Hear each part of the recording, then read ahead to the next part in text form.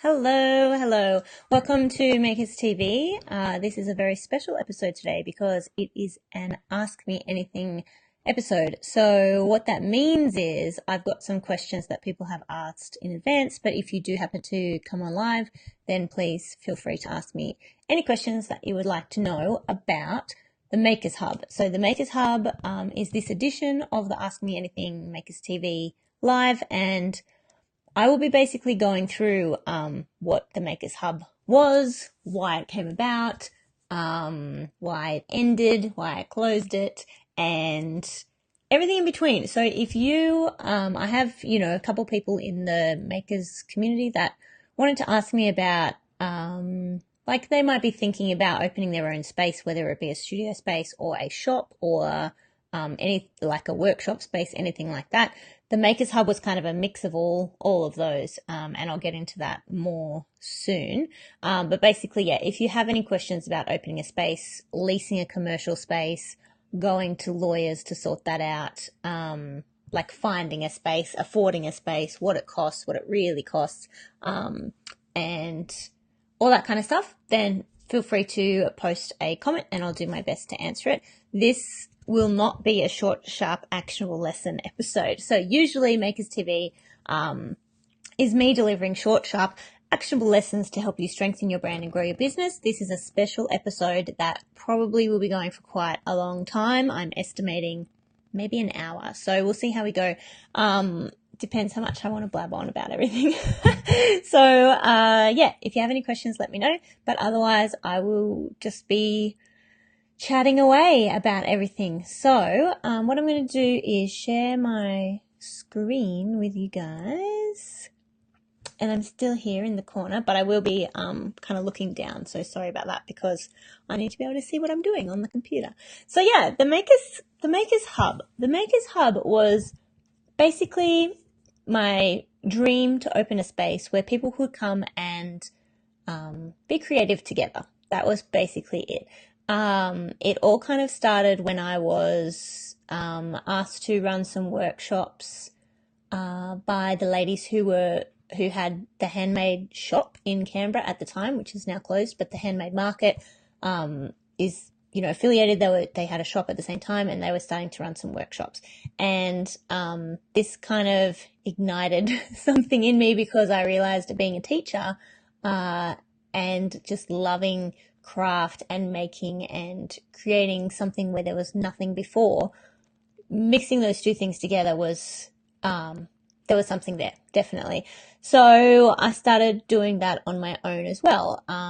So hiring out like scout halls and doing all sorts of different craft workshops, also blogging a lot about different, like creating craft tutorials about different fun things that you could make, and also putting together craft kits because basically I wanted people to realize that they didn't need to be creative or artistic in any way to be able to make something, and it also to get people to see that it could be very therapeutic and good for you. Making is very good for you. So yeah, basically I had all these craft kits happening, and I also wanted the creative community in Canberra to connect, so I started doing informal meetups, just saying, hey, we're going to meet here. If anyone wants to come, please come and join us. And at the same time, I was still selling things at markets. So doing my own jewelry and accessories and all that sort of stuff at markets. I also then came up with this Mega Craft Day idea. So basically that was like a market event, but instead of people selling things, they would be having like creative activity stalls where people could make something or learn how to make something. So the first one I did, well, one of them, I think it was the first one that I did at Dixon College. Luckily, I was working there at the time, so they let me use the space there. And we had like 20 different like activity stations where people could come and learn how to make something. And the community really came together, like all the people I knew who liked making, but maybe not necessarily, they didn't have a business yet, just wanted to like teach other people how to make stuff. And it was awesome. It was just really good. It was a really cool day, and I sort of realized that I was definitely onto something here, that people wanted to be making stuff. So the thing that I'm showing you here is just my Instagram feed from like 2013. We've gone really, really back. Hey, Beck. So we've gone back a long way, and I'm just scrolling through to sort of trigger my memory to be able to talk about stuff to you guys. So yeah, definitely blogging the whole time. I mean, I've been blogging for like 15 years or something now. But basically I started this business called Canberra Creatives. So, it was a mix of doing the mega craft days, which sort of evolved in its name as well, and then teaching workshops. So you can see here I've done all this like branding for the mega craft day, all the different workshops that we were holding. So origami, kids craft, watercolor, painting, resin jewelry, embroidery, felting. Oh God, it was fun. It was so fun. Candle making. Like, we had all of that stuff in this space here, in the Dixon College canteen area. It was really fun. Stamp making, glass etching, and goodie bags and all sorts of fun things. Oh my God, it makes me want to do it again. Maybe I'll have to do it again. Okay. So yeah, doing sort of the, all that stuff with the Mega Craft Day and running workshops alongside that, also doing regular design and business workshops. So the impetus for this was that I undertook a business course, and it sort of lit a fire in me. And every person I spoke to since then that even like hinted that they might want to start their own business, I was like, yes, you should do it. Because I'd been obviously running my own jewelry business for a while, and also my graphic design business, but never something of this scale, like bigger, where I wasn't also working like full time at the same time. Anyway, ignited a fire, and I sort of didn't realize that's the path that I should have followed from the very beginning, but it's a learning curve. The whole journey is a learning curve. So, yeah, it just takes a while to figure out what you really, really should be doing, and maybe you do some other things along the way first, which is what the Makers Hub was basically. Beck, so the stamp, it's a bit further down, but yeah, the stamp is from Simon Stamps, which is based in the US. Oh gosh, I've gone past it. But they're really good. You just send them the like EPS file of anything, and they do it up, and it's super quick shipping, and it's very, very cheap. So yep, highly recommend Simon Stamps. Whoopsies. So just head back up to where I was. So Mega Craft Day number 2, I did it somewhere. Oh no, I think I still did it at Dixon. I can't remember. Anyway, that went really well as well. I obviously love doing all the branding and graphics for that kind of thing. And then alongside that, I was like, oh, I could sell products. So I started importing some like craft supplies type products from overseas, like stamps and washi tape and just really fun things that I thought, oh, I like this stuff. I got a lot into the Project Life stuff, scrapbooking, all that kind of thing. And, yeah, so I was importing all these products, and I'm like, oh yeah, I want to sell all these. So I did one or two more markets where I was actually selling craft kits and, these supplies as well. And that was really cool. Like, I really like the idea of having like a shop and selling products to people, that are like, fun products. I'm just going to move my little face up here so you can see me a bit better. So that was all, running along together. So just adding more things in here, workshops, design workshops, business workshops, craft workshops, craft kits, and products. So maybe you can see where this is heading. Too many things. So then these are just all photos of the Mega Craft Day. It was super fun. And then here's a design workshop, and then a resin workshop, design and Photoshop. So I was doing all these workshops. I think I was working part-time at this point. So I think I was working 85% load maybe. So I think I had like a day and a half off to organize all of this, and the rest was obviously just in spare time with a 2-year-old. I think Raph was about 2 at the time. I loved it though. Like, teaching the workshops was super fun. Everyone was really nice. It was really nice connecting with people. Yeah, it was really cool. So, just moving along up here. Again, you can see like still doing workshops and stuff along the way, a real mix of craft workshops, I think I've probably taught over 150 resin workshops. I could teach that thing. I could teach that class with my eyes closed, basically.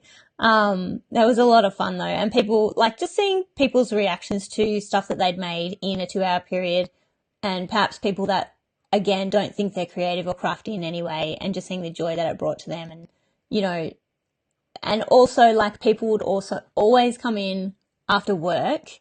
So like at 5:30 or 6, super stressed because they couldn't leave work on time or something. And then the traffic was bad and they like had a crappy day at work and they were really just like, this is shit. And then they had the 2-hour workshop and they felt amazing afterwards. And I was like, yes, that's what I want to try and bring to more people, to get them to see that side of making and creativity and all that kind of thing.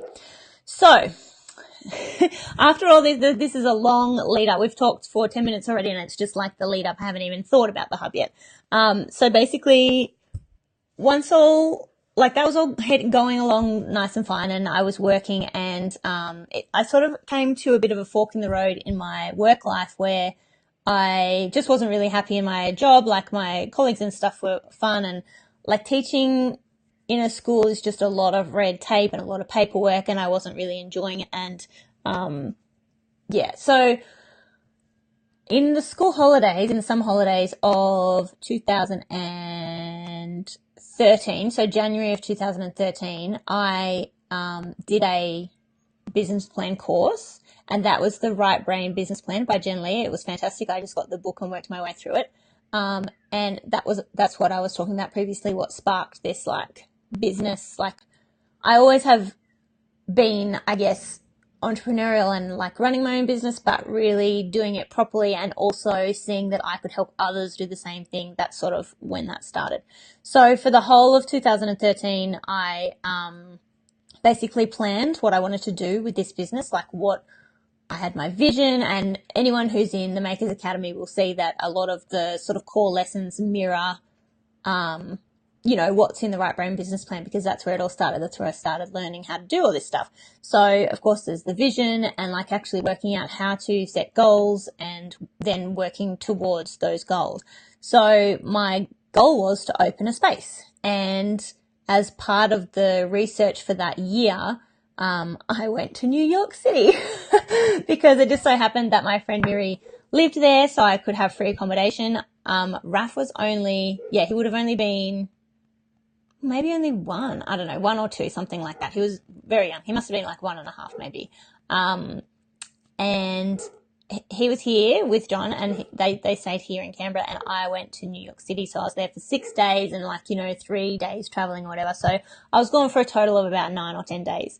And it was very hard, but it was something that I wanted to do, not only just to sort of, prove my independence, which, whatever. I am an independent person, but I would never want to leave my family again.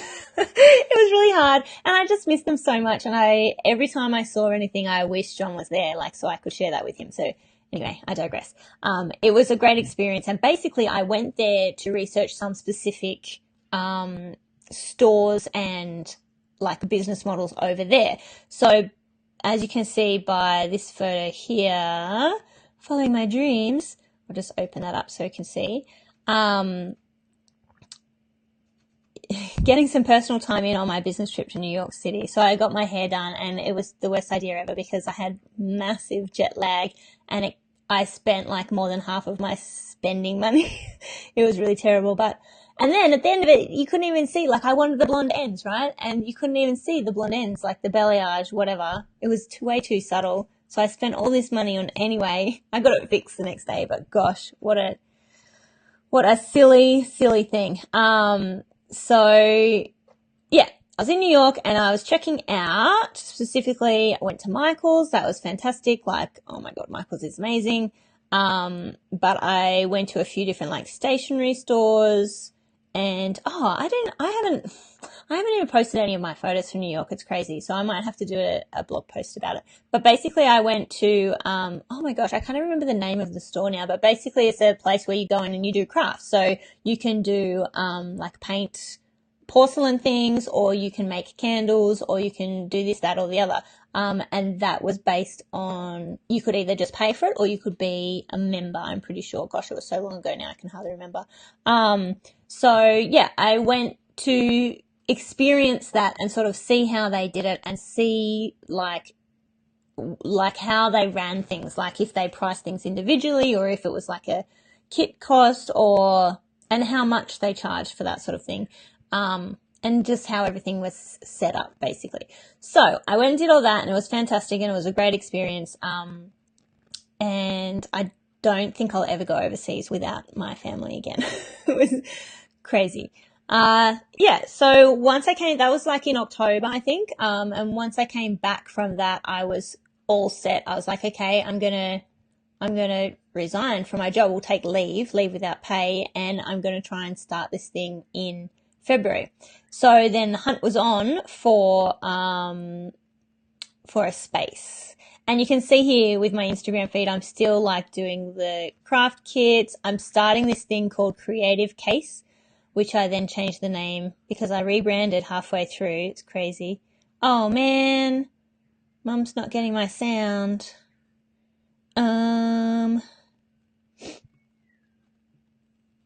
If anyone else is on live, can you just tell me if you can hear me? I've got 4 people on here, so I know Sally is one of them. Sally, maybe she doesn't have her volume button up. If anyone else is on, can you just tell me if I've got sound? Because there's no point me talking for another hour if there's no sound. Okay, Beck can hear me. Okay, so the sound's coming through. I will tell Mum.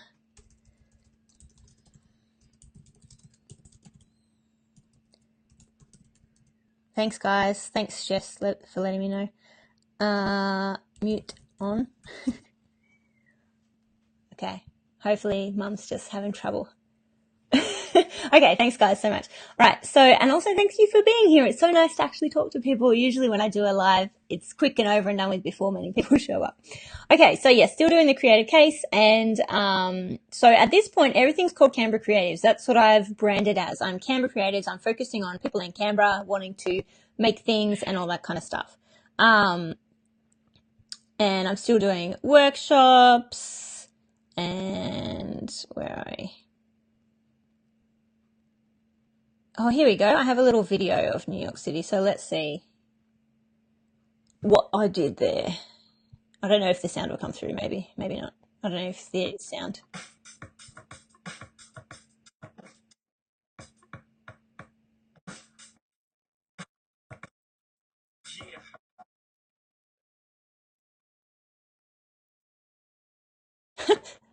Okay, so that was a super quick little video of some of my photos. Obviously, I didn't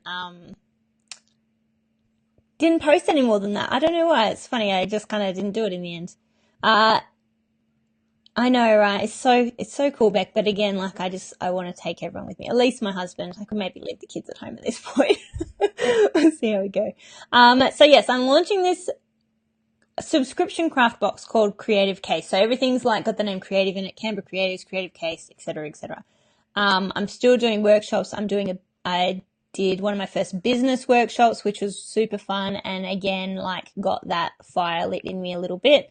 Launching this creative case, doing more, like I'm getting more products to sell. So I've got the like actual resin products that I'm going to start selling. And then Christmas things, more workshops. And so this is around, so that was just Christmas. So that's around, oh no, this would have been November because I do my Christmas tree really early. So it's like November, that would have been the December handmade market. And then look, I've got this mentor sessions. Like where the hell has that come from? Because I'm doing all this creative stuff, right? Like craft stuff. So where's the mentor sessions come from? So this is already showing you a little bit like where my head was at, as in it wasn't in one place. It was in multiple places and I was focusing on multiple things. And, this is kind of a sign of what was to come, really. So holiday party, blah, blah, blah. Oh my gosh, I post a lot of stuff. So I launched into this branding of Canberra Creatives. We did a meetup or two. I got this cool cool, like embossing stamp. Okay, so here's where it starts. I've found the space, and I'm actually working on the layout of what the space is going to look like now. So to find the space was a real pain in the ass. Basically, all commercial lease spaces in Canberra are super expensive. One small one that I wanted to get in Hackett, which is the suburb where I grew up and where my mum lives, cost, I think it was 33,000 a year, and it's quite small, and it's now been what, 3, 4, 5, like 4.5 years, and it's still vacant. So I inquired about that, and the guy, I don't know, the real estate guy, just wouldn't even have a bar of me. He wouldn't even, like, he was so unhelpful and sort of one word answers, and wouldn't give me any information, and wouldn't even contact the person to like negotiate anything. There's no negotiation. People just have these spaces like with nothing in them, but they will not negotiate on price, and they'll be vacant for 4.5 years. Like, I obviously don't understand it. I think it's stupid. And this is why small businesses can't like even get a foot in the door. It's crazy. So anyway, I finally found this young real estate guy who had only been in real estate for like 6 months. So he was really, like enthusiastic, I guess. And he actually drove me around to several different places in Gungahlin and Curtin, and he was looking for places for me, which was really fantastic. And so we finally found what I thought was the perfect space, and it was in Macquarie. It was in a new building and that had just been built, and just next to the Jamison Centre, for those that are in Canberra and know the area. So it was brand new. There was no fit out. There was nothing on it was cement floor. And it was like, I had to wait because it wasn't ready. And I kept sort of pushing, going, okay, when's it going to be open? I have my first workshop in like February or whatever. And it took a long time. So anywho, this is me playing around with, floor layout. So again, you can see here that's in the very end of December, and I didn't actually get to move in until February. So it took a long time. This is me again playing around with layouts and stuff in SketchUp. So I like built the space and had this idea of everything, like how everything was going to go. I had like already picked out all my furniture from IKEA.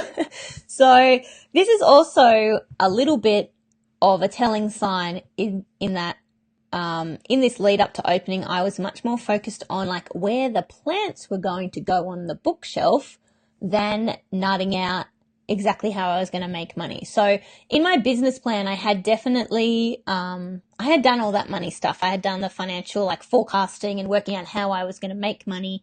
But it wasn't realistic at all. It definitely wasn't realistic. So in my financial forecasting, I was like, okay, well, at the moment I can make like $2,000 at a market, and I can also make like $600 at an online market. So I'll do this many markets a year, and I'll do this many online markets to get that. And that had nothing to do with the space.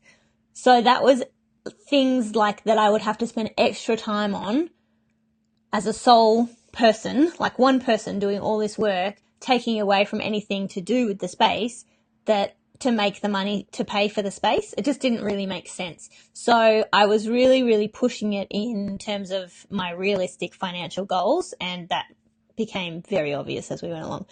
So eventually, where are we?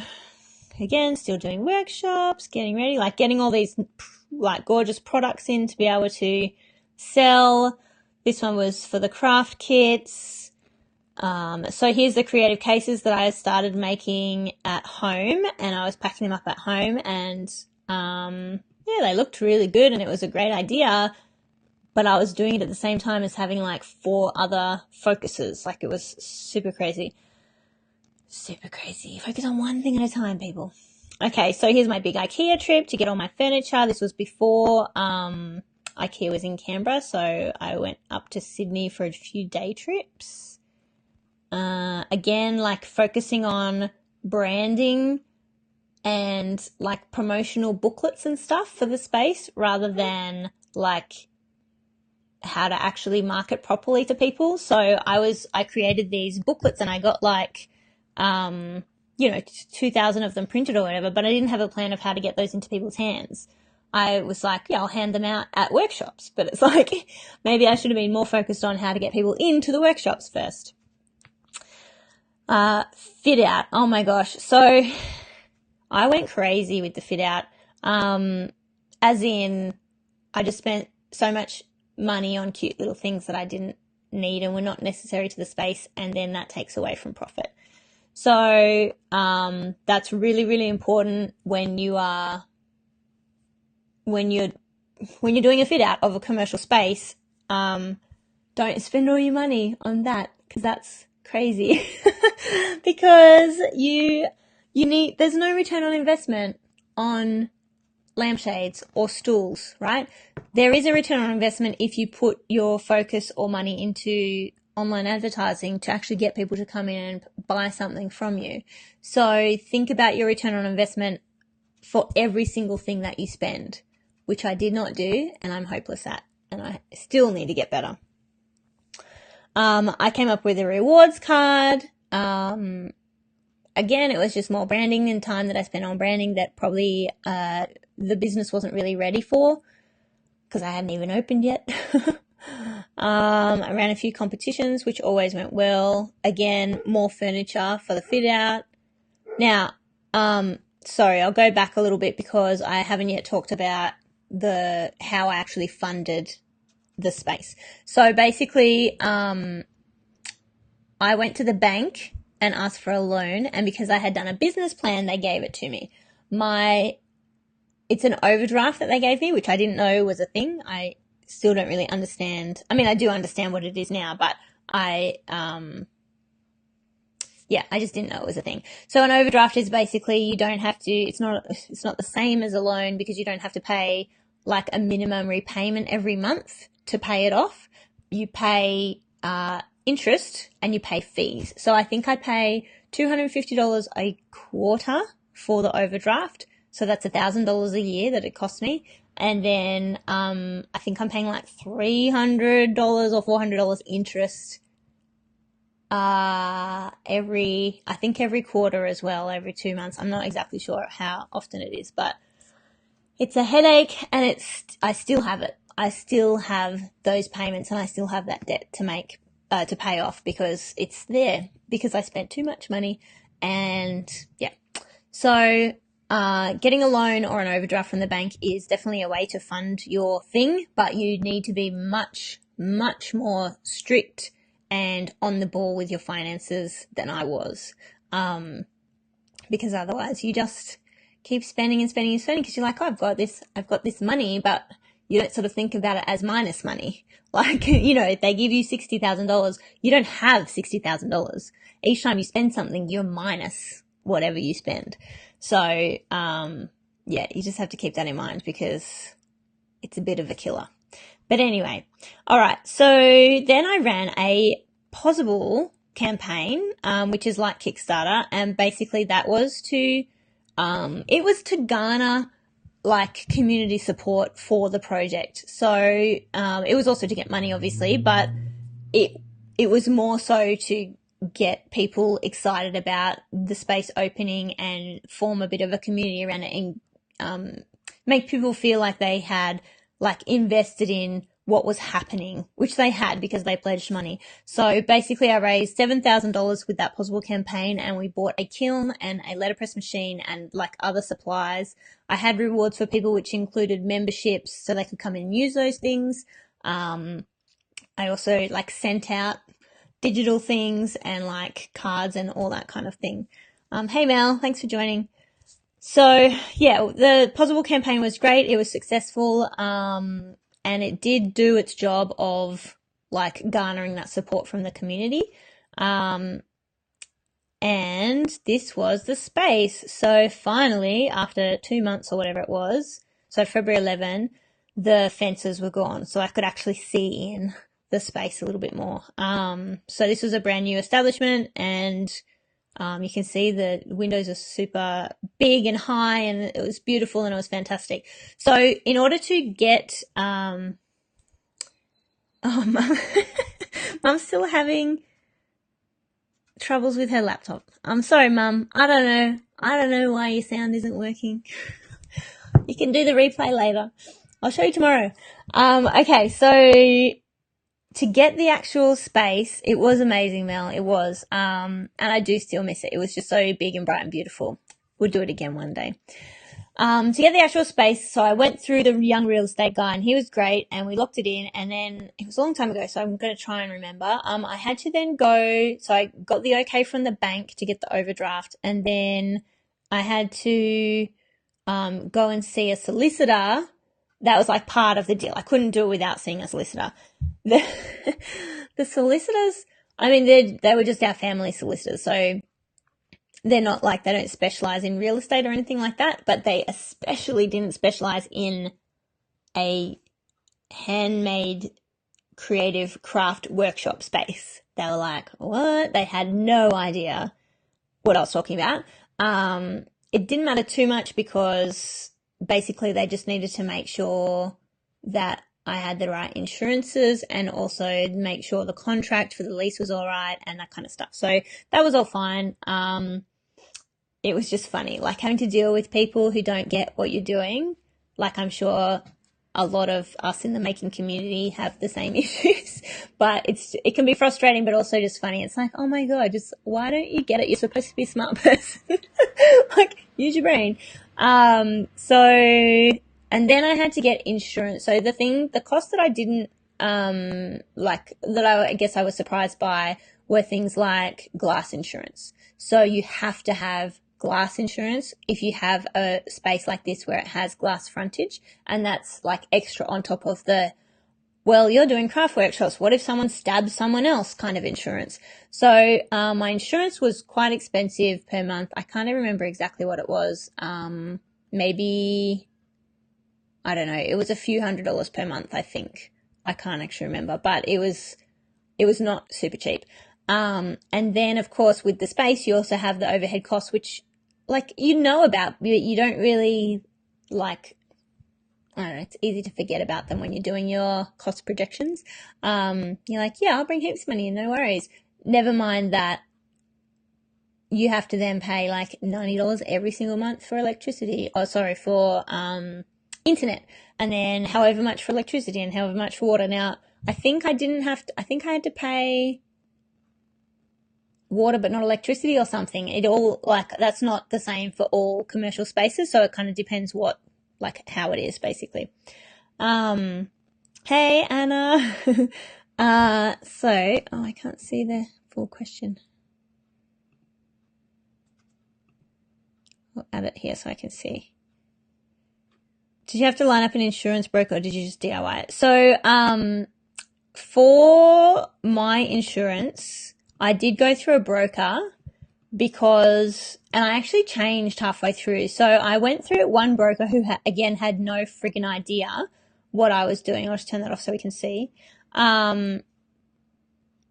had no idea what I was doing and he didn't understand anything, and I was paying like $1,000 too much a year. Like, it was crazy. So then I went through AIM.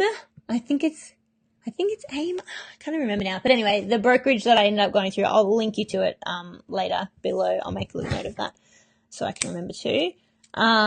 Link insurance broker. They were great. They had way more options, and they knew much more about what I was on about. Insurance is tricky for workshop stuff because there's not like a overarching category that kind of covers it. There wasn't at the time. They might have changed things now, but I kind of came under the entertainment arts industry. So it's like theater kind of category, which was really weird. But at least he knew what sort of insurance I needed and how risky the stuff was. And then I could also get rid of things that I didn't think I needed. So at the time I was doing business courses and he wanted me to get indemnity insurance. The first guy wanted me to get indemnity insurance. So that if I was giving people advice and they sued me for $1 million, I'd be fine.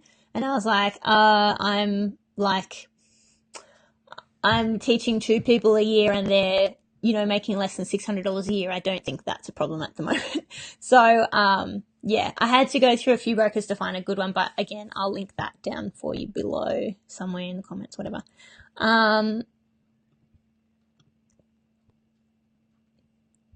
Thanks, Mel.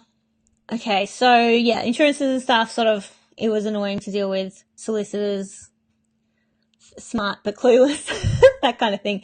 But yeah, I was super, super excited to get going with the space.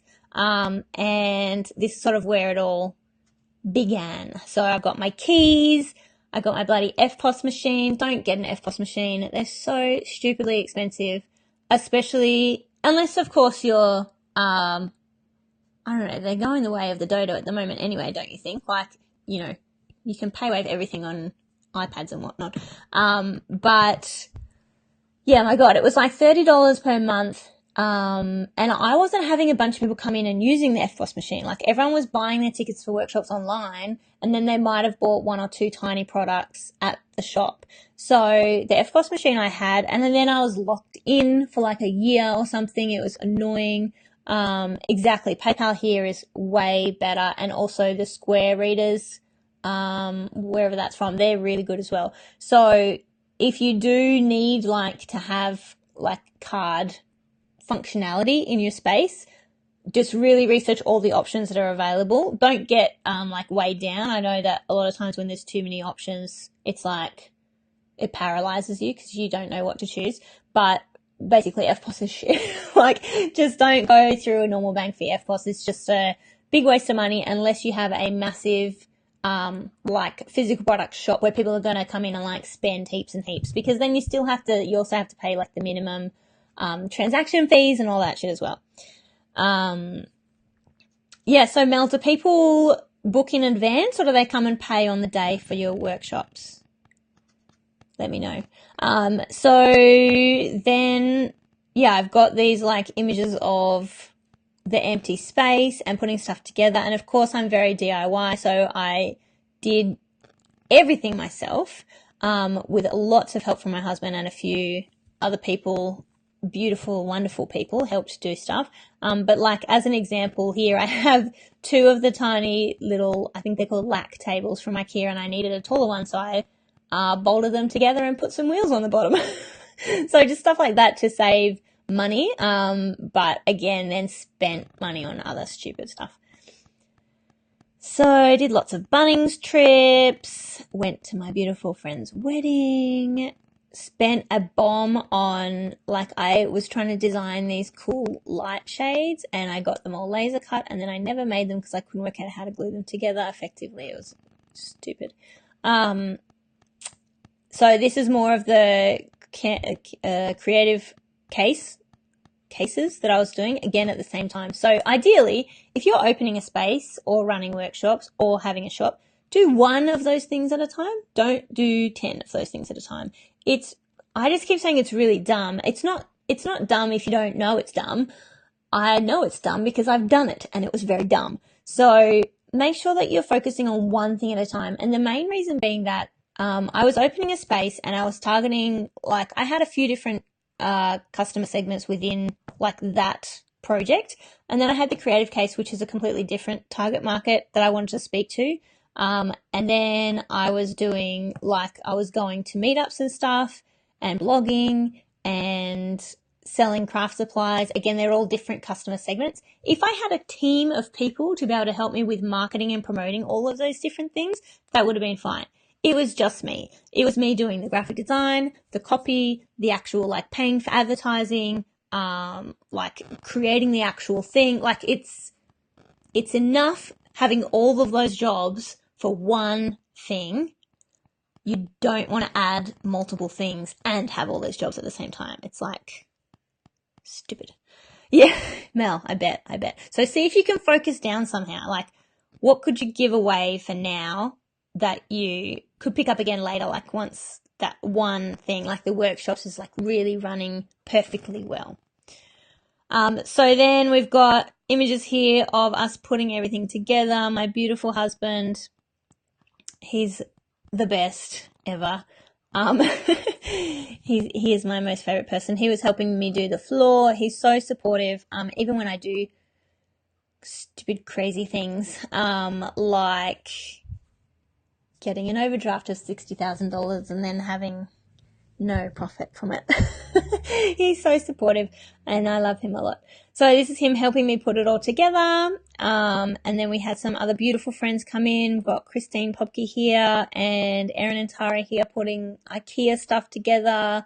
They were so, so lovely. Me, almost cutting my toes off. Not really. I was like, I just need to saw this. Why would I need to put a shoe on? And then people were freaking out. But anyway.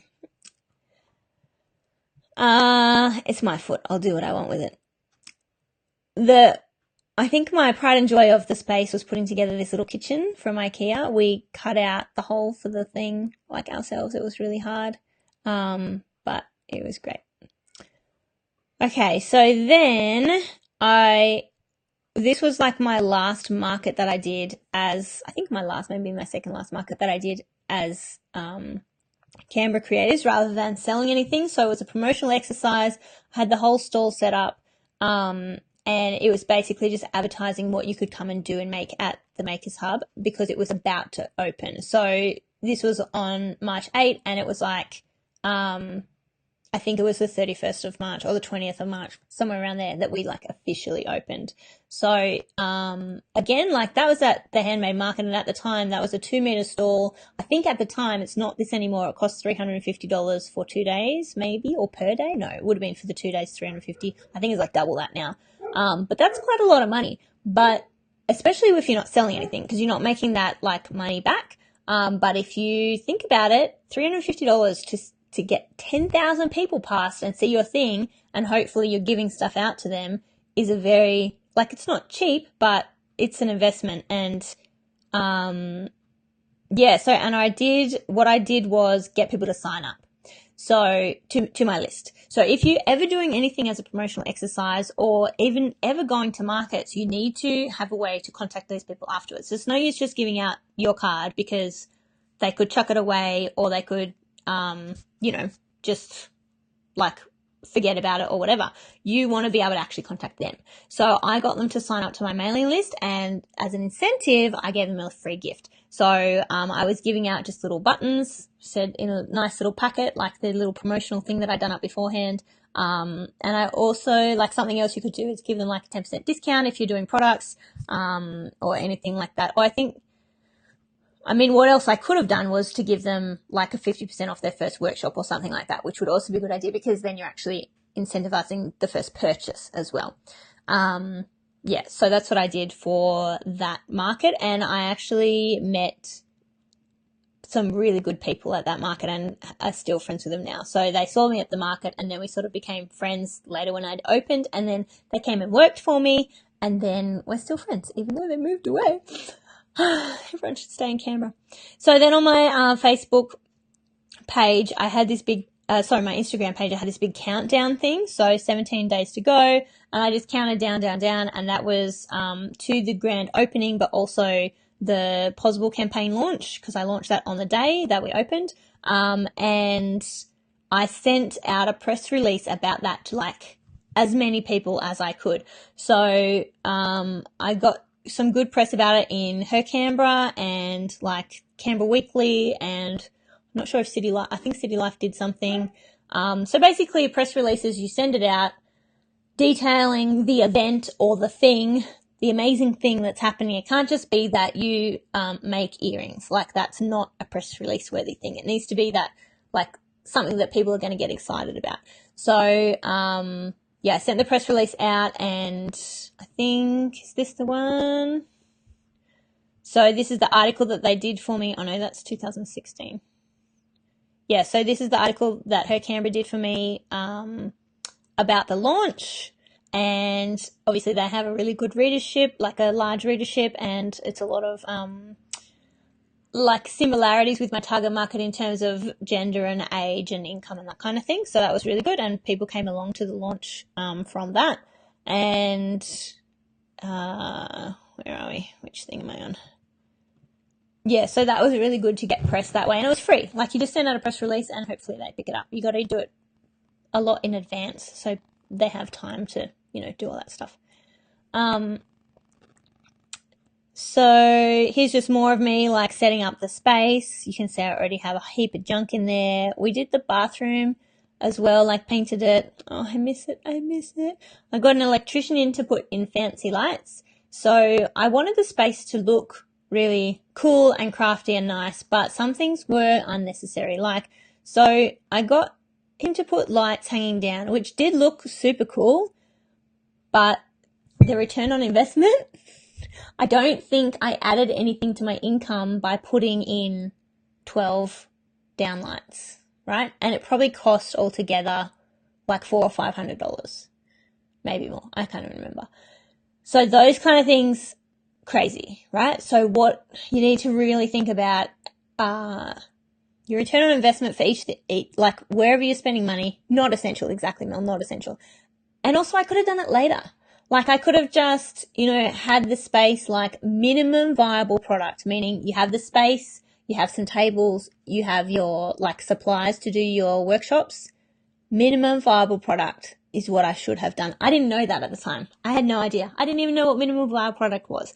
So I was just like, let's make it perfect now. Let's spend a shit ton of money making this amazing that people will want to come to. Yeah, I should have built as needed. But anyway, it did look super cool. So, on we go.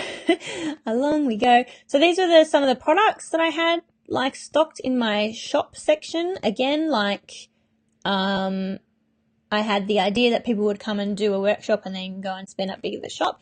It worked a bit. It didn't work really well because was I a shop or was I a workshop space?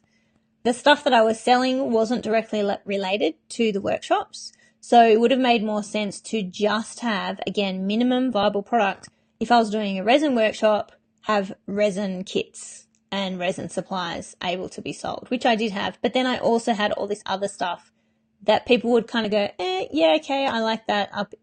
Again, return on investment was low for that.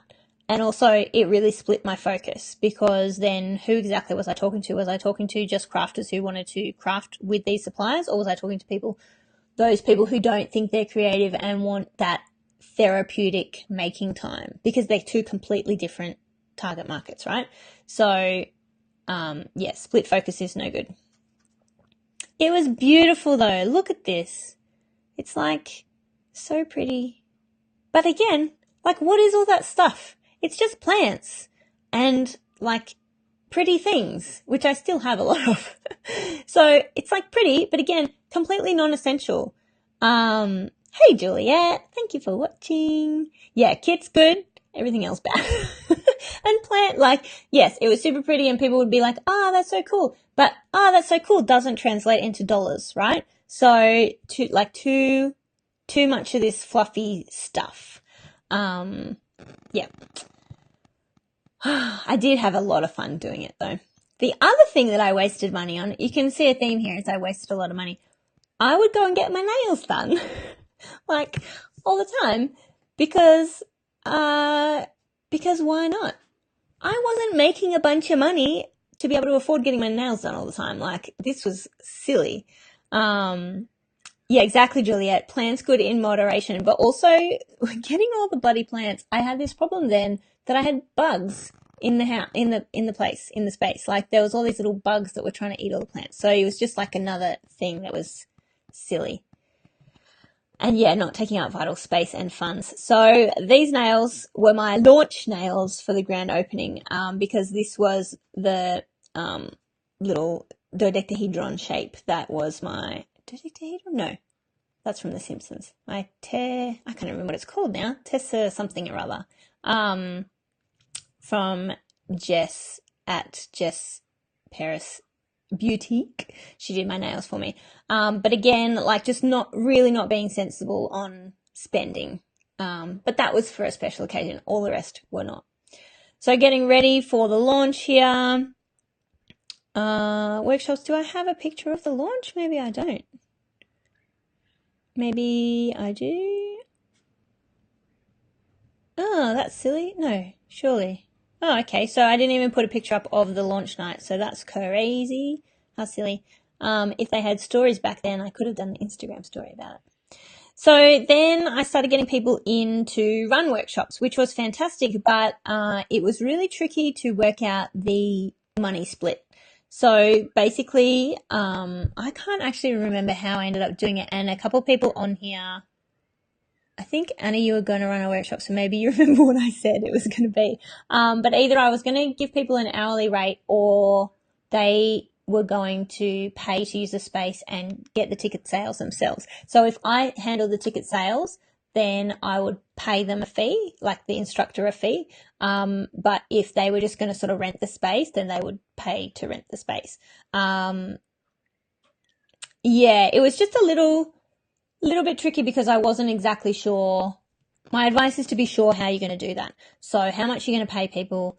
If people have different rates, are you going to pay different rates, or do you just pay the same rate to every person? That would be my advice, is to pay the same rate to every person, because otherwise it gets really tricky. And because obviously it's depending on the workshop and depending on the price per ticket, it's a better profit margin for you if you handle the ticket sales and get all the tickets in, as long as you get enough people. So that's the risk too. If you are paying someone for 4 hours of their time and they cost, let's just say $50 an hour just for ease, so that's $200. If you're charging people only $30 a ticket and you're expecting 20 people to turn up but only 5 come, that's an issue. It's a really big issue. So you need to really, really figure that out and be really sure about what you're going to charge people, instructors versus renting the space versus ticket sales as well. Okay, so then we kind of trundled along and it was all going really well. The boxes were giving me a little bit of grief in that, like, I thought they were a fantastic idea, and the boxes that I was modeling them off that were overseas suddenly went out of business. And I was like, uh-oh, why did that happen? And I sort of soon worked out why. Is because to make a craft subscription box, or probably any subscription box, successful, you need to be able to make them for very, very, very low cost. To be able to do that, you need to make them in bulk. So the model that I was using was, it would be a different craft each week, and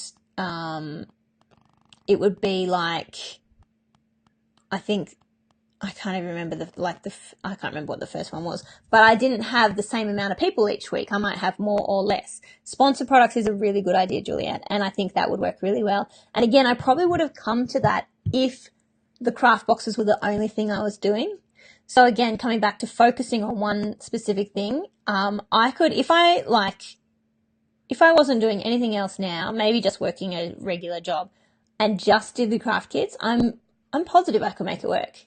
Because you work all these little things out and you get ideas and you focus on that completely. But when you're really torn between like doing this and also trying to get people to book into workshops and like creating workshops yourself, there's too much going on and there's not enough to go around. So I'm not saying that a craft subscription box is not a good idea. I think it's an awesome idea. And again, I would do it again straight away.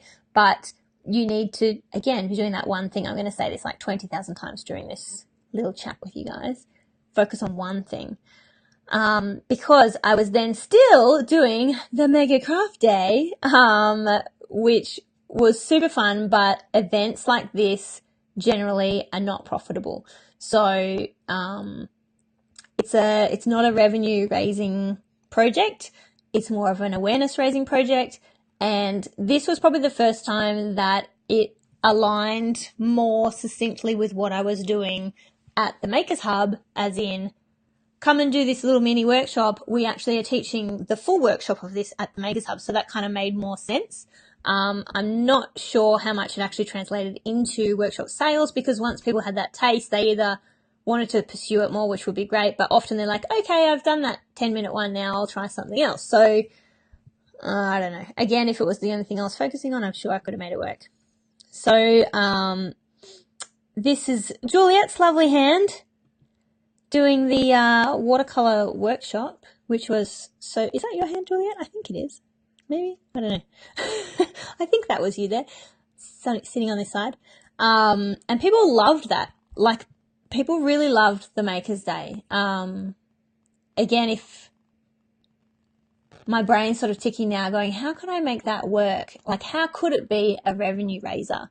And again, I'd have to think about it more but generally, like across the board from all the research that I've done, events are generally just not profitable because there's just so much to pay for. Unless you got everything sponsored, which is possible, but then again is like massive legwork. So it's that time that then eats into your profits anyway, because it's time that you could be doing other stuff. So you would need an event, like a venue, you would need like food and beverages, you need all the instructors. So I had like 20, like 16 to 20 people.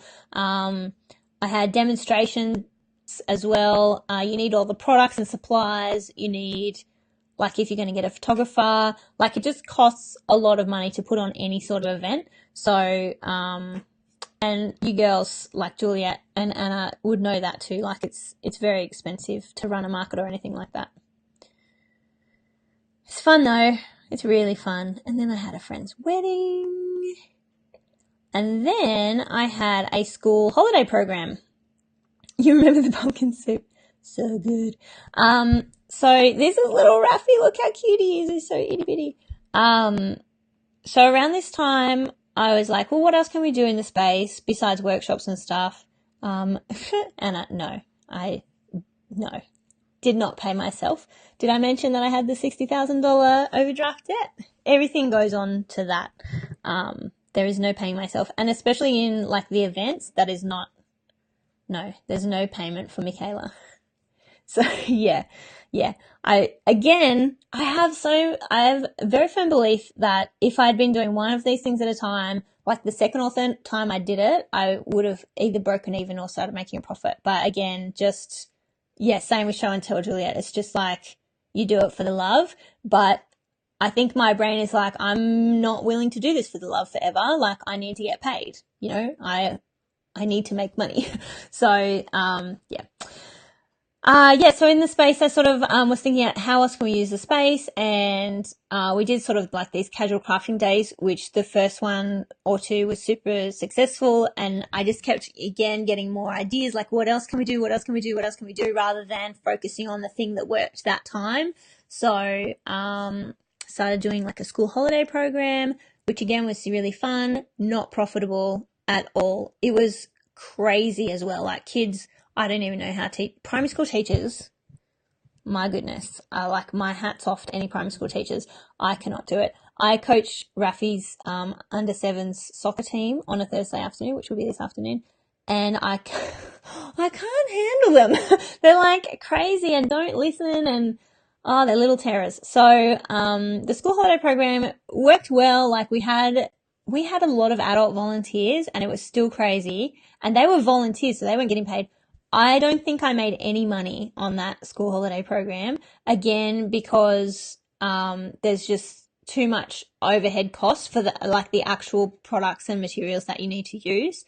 And then it gets too expensive for the target market that I was targeting. So perhaps if I was targeting like more of a private school demographic and charging more and having it sort of all day and being like $100 per kid a day, then that would have worked. But I made it quite a bit cheaper than that, and it was only 4 hours.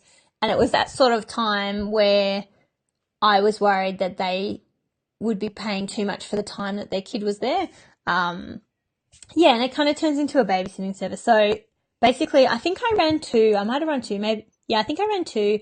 But after the second one, I'm like, nah, this is not what I'm going to be doing.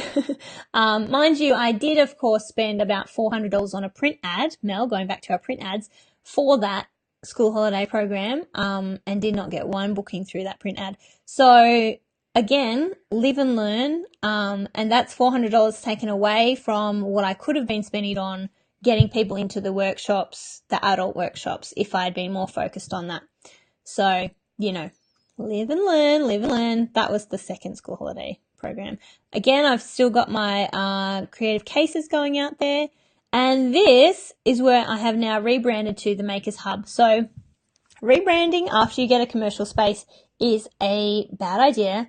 Rebranding in general is a good idea if you need to, getting it right in the first place is the best idea, but we can't all do that. So I did start off as Canberra Creatives. I copped a little bit of flack for changing to the Makers Collective, because I'm not sure why. People were just a bit attached to Canberra Creatives, I guess, but I knew that I wanted to go nationwide. So not necessarily with the hub, but like with the craft boxes and with my online services and stuff that I was offering. Hindsight is 2020, Mel, that's right.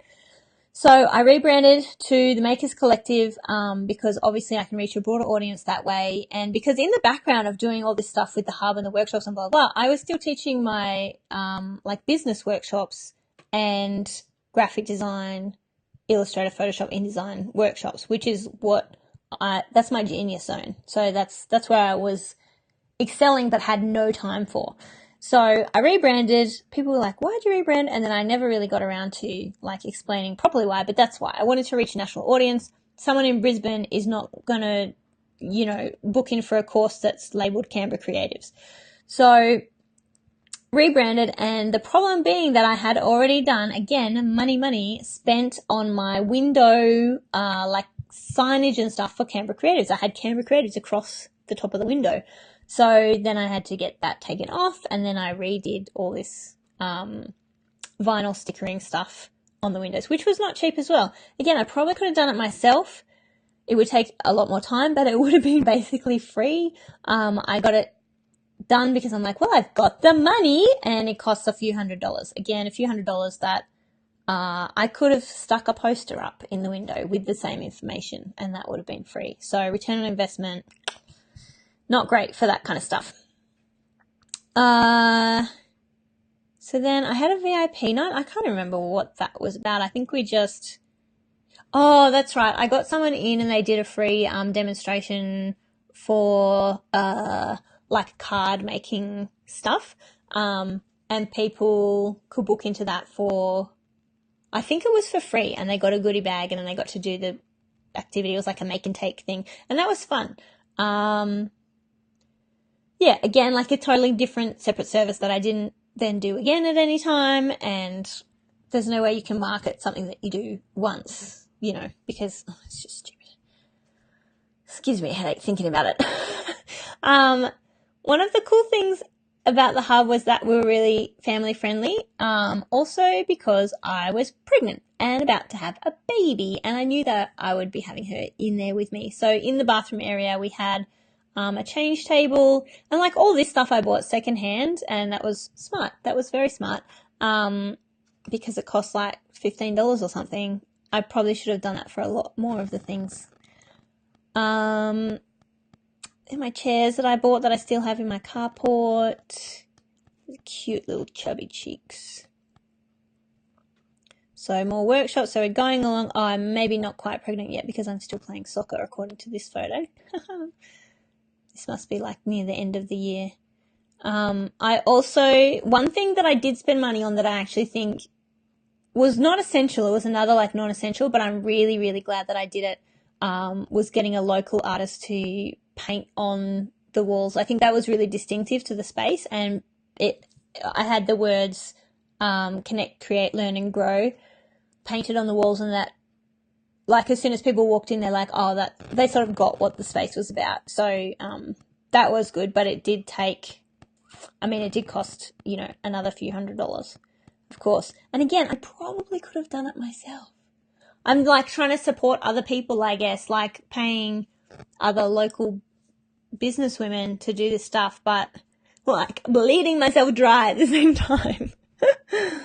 Yeah, Juliet, Jess. Do you know Jess? I can't remember. So more workshops, and as you can see here, I don't know if you remember at the beginning of the video, if you're watching the replay, I showed the 3D mock-up of the space. So this is basically exactly what I had in the 3D mock-up with the little bookshelves there and my little trestle table thingy. No, not April's Caravan. It's April something though, not Caravan. But anyway, she doesn't do it anymore because Peppy's Papery took it over and now she's something else. Can't remember. So, oh gosh, this was another thing. So I had a little library So stupid. So another focus of the Makers Hub was that I had a library, and so people like donated books, and that was really cool. No one ever came in and looked at them or used them. Again, totally non-essential. Like spending my time. Interior Design Excellence Awards. What? Oh, yes. Yes. An April idea. Yeah, that's it. You're so confusing me, Juliet. Oh, autocorrect. Bloody autocorrect. Yeah, so again, splitting the focus, like, I don't know how many times I can say it in this video, but it's just too many things at once. It's stupid. So then I went to semi-permanent. That was great. Again, spending money where I probably didn't have money to spend. So semi-permanent cost like $400 or whatever to go to. And I went and it was really great, but I didn't have $400 to spend. I had, my minus of my overdraft was probably about minus 30,000 at this point. I was like, oh, another $400 won't make a difference. Money, money, money, money. So I must be pregnant around this point, surely. So again, doing more creative cases. They're still called creative case there. There's my little cute business cards. Oh, I'm sorry. I must not have rebranded back when I said the Makers Hub before. So I was always Canberra Creatives, but I had called the Makers Hub still. And then that's sort of what then kicked off the rebranding of the Makers Collective, the Makers Day, etc., which will come soon, probably. So this was the resin kit that I put together. They sold like hotcakes. I should have had more of those because the main class I was teaching was resin jewelry. Still doing markets. Maybe this was my last market. And here's where the Handmade Ladies asked me to actually do a workshop at the same time. So that worked pretty well. But again, it was like, you can even tell by this photo, like how much different stuff we were doing. And it was like, no one knew where to look.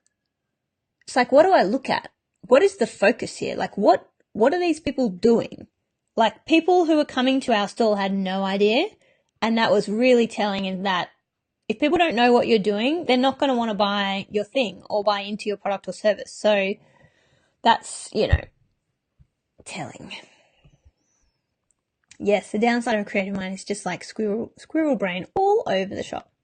One thing I did do was sew my own curtains because in summer, the building was built really well, and in the summer the sun came straight into the window, which made the space actually really warm. I had to turn the air conditioning on a lot in winter. In summer I didn't need the air conditioning or the heater, but it was super bright. It like blinded everybody, so I made my own curtains to go up. This is me looking super cranky.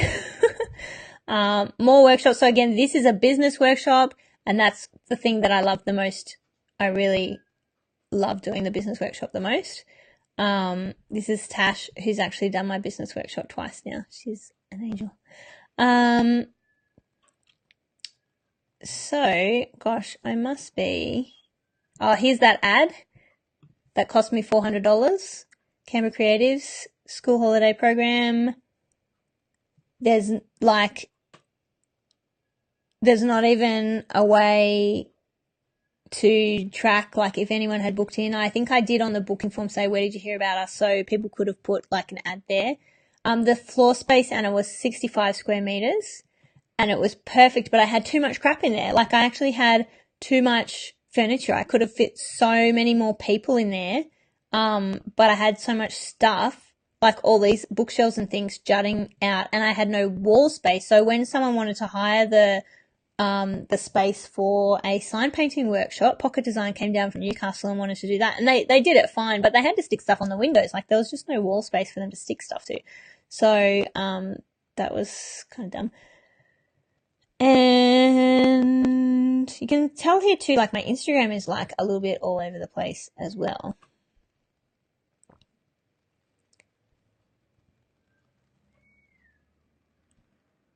We did a brush script crafty thing. This was the school holiday program, which was really cute. We had someone come in and read stories. These are more products that I think I still have, like, bunches of these rolls of tape and stuff because they just didn't They just didn't sell. This is the kiln. I love the kiln. I love that I bought the kiln.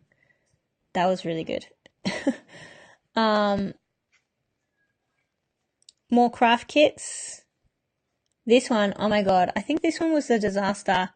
That it was a really cool craft kit. It was like cement. I think I have one actually. There we go. Yeah. It's only tiny little, you can't see. It's this like cement holder in the cool shapes that I can't remember the name of. The kiln was $4,000. The kiln was the same price as the letterpress machine, which was also $4,000. It's very expensive. Yeah, so these kits had sand and cement in them, and then one of them, or two of them even, like the lid wasn't on properly and the sand just went all throughout the whole thing. We should have sticky taped it closed.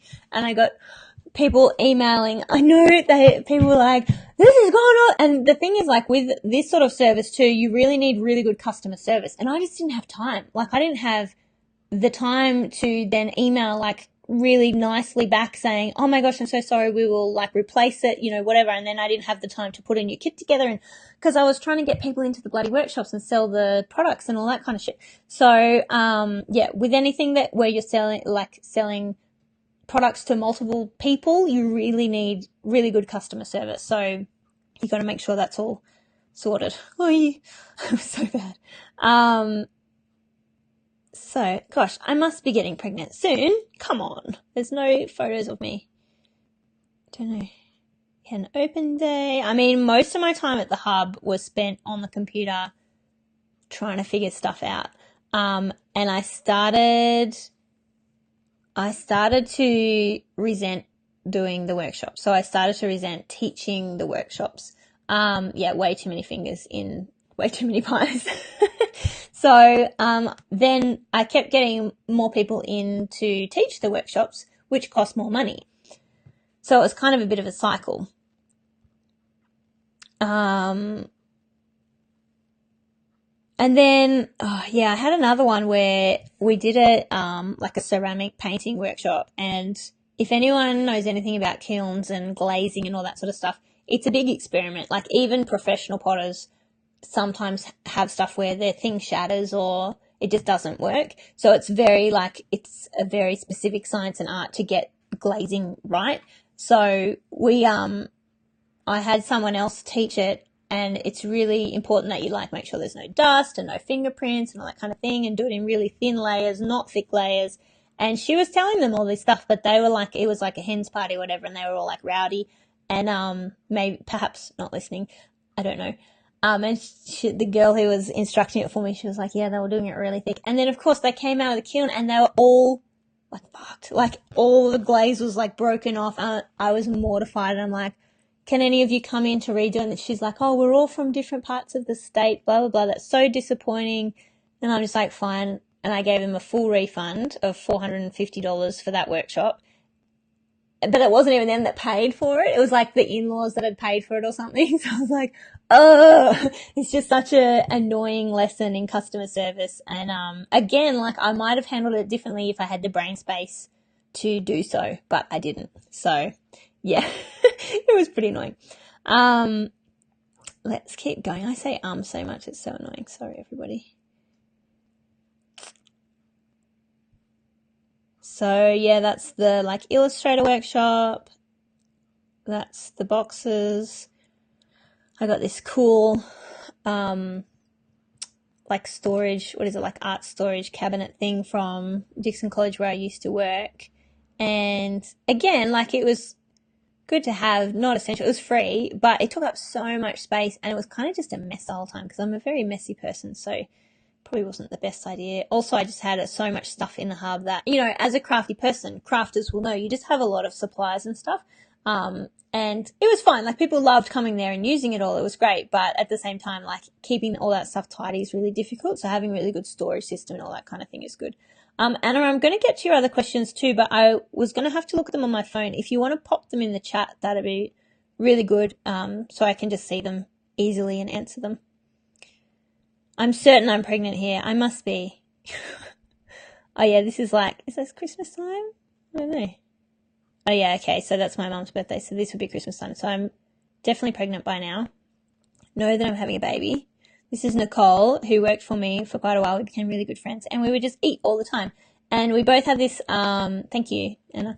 We both had this sort of epiphany where we were both looking at our own businesses going, we have lunch way too often at Ricardo's. Like, we're spending, $25 each on a lunch at least once a week. And we don't have money for this. Like, we think we're rich and we're not. So, that too, just spending money on personal things when you shouldn't really be is probably unwise. Going to conferences and stuff, I think, is actually really important, professional development. But again, I went up to the Gold Coast to go to Pro Blogger, which I do like every second year-ish. And, again, it cost me like probably $600 or $700 to do that with flights and everything. So, again, money I didn't have that I was spending. I did learn stuff though, so that's good. Yeah, so I was definitely pregnant here. I didn't know I was pregnant. I had a drink at Pro Blogger. Didn't matter. She turned out fine. So then I think we had, is this for another? Yeah, so we had another Mega Craft Day, which I think by now is called the Maker's Day. And I did have people actually selling their stuff as well, as long as they were doing a activity that people could take part in for $5 to $10. And we had a barbecue, and we had spray painting, like live art, street art stuff. We had flower things, which was amazing. This was probably the best one, the Maker's Day that we had. And I think it was the last one that we did, because then baby took over basically. Still doing more workshops.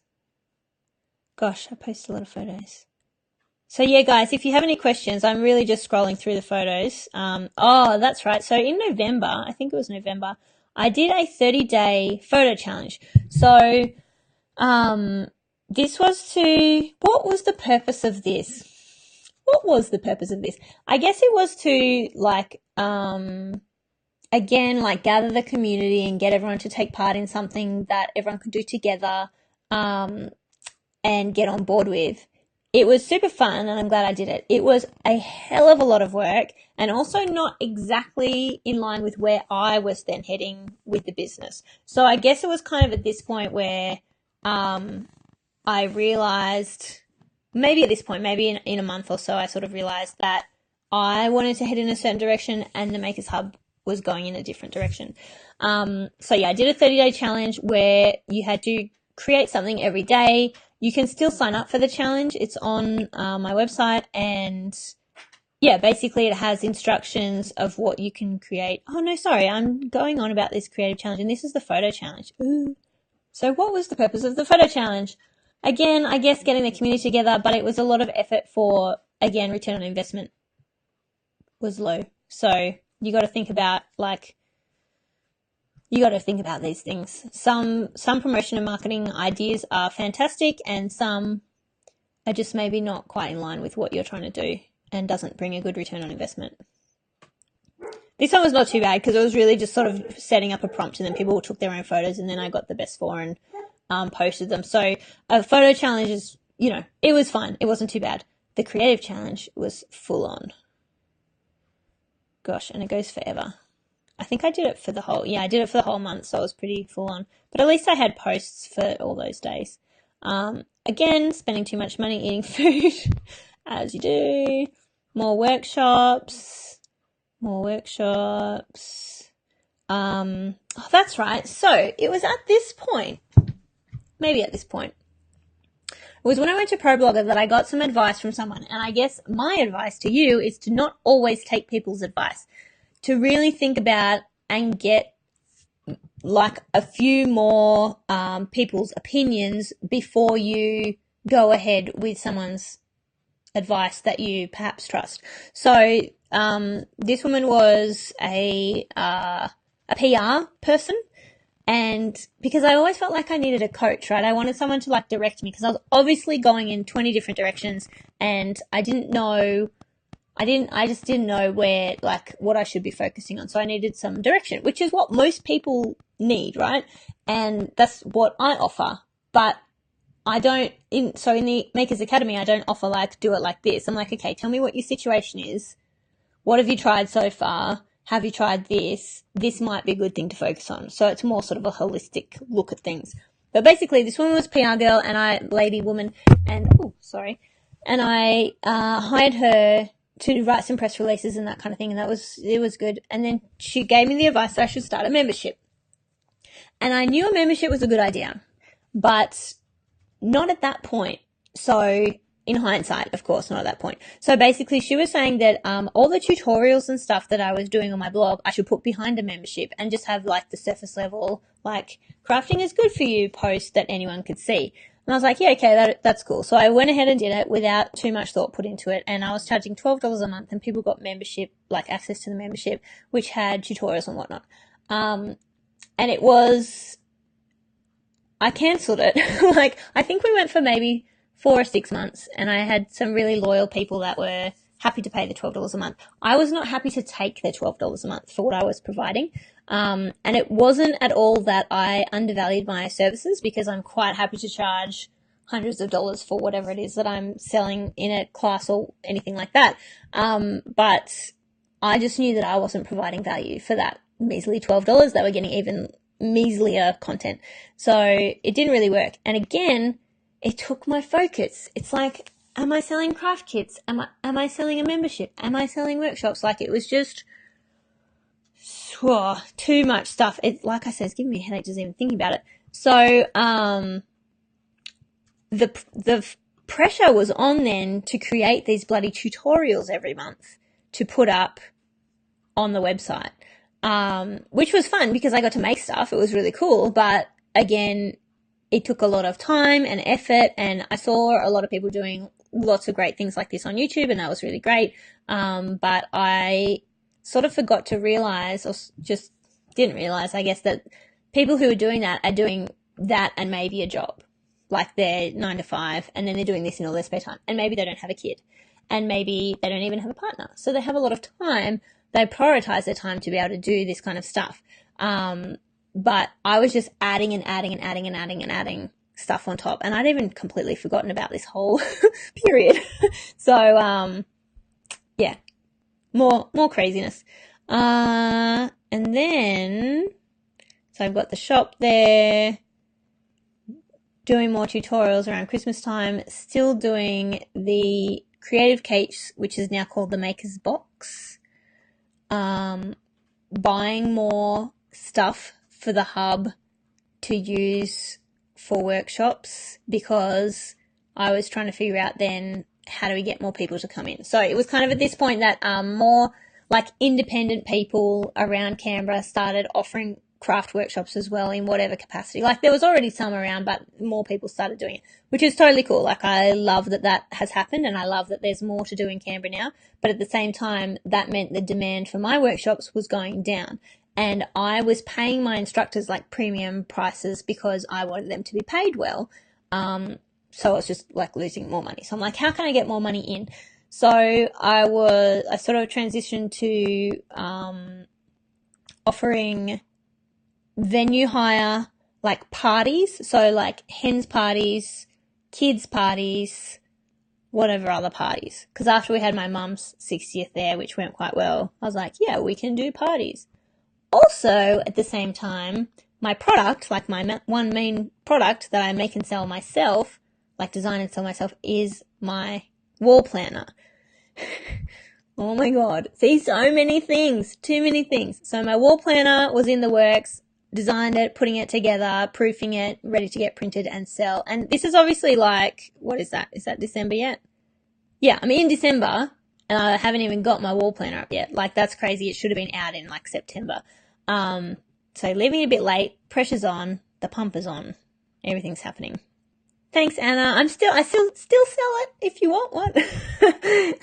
Yeah, we're putting them out every year now, but that was a printed one. So again, added stress of actually getting stuff printed, and like, it was super fun and a really great learning experience, but a huge cost and all that kind of thing.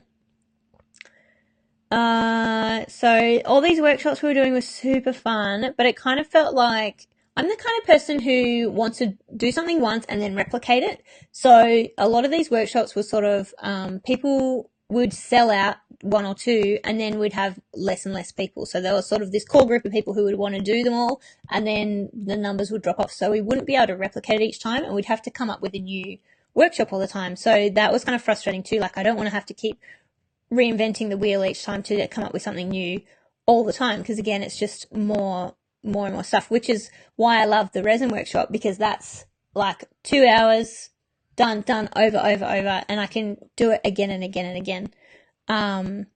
Oh, Juliet, thank you. I'm glad you used it at work. I usually get about 10 printed a year and give them to all my family as presents. So there's the planner printed for the first time. This was my mum's birthday party that we had at the hub. It was quite the spread. We had a Paris theme. It was quite cute. My office area of the hub kept getting bigger and bigger. So at the beginning it was like mostly workshop space, and then I kept sort of spreading out further and further to make it my office.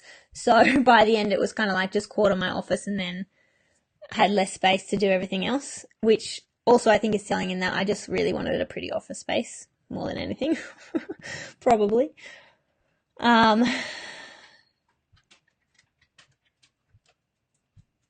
We broke the tables. They were glass top tables. Why would you buy glass top tables to put in a workshop studio? It's so silly. So we accidentally broke one, and it wasn't while doing a workshop. Actually, my husband and I were moving stuff around, I think after my mum's party, and we just like knocked them together, and one just shattered into like a gazillion pieces. So I got some old, they were easy to clean, but they also, because they were black, they showed up a lot of fingerprints and stuff, and then got resin on them, and anyway, it was just kind of silly. But I ended up going to the green shed and getting just doors. So I got 4 doors, and Nicole helped me like put them on, and we made the tables then. And I also had the tables on wheels, which was really good.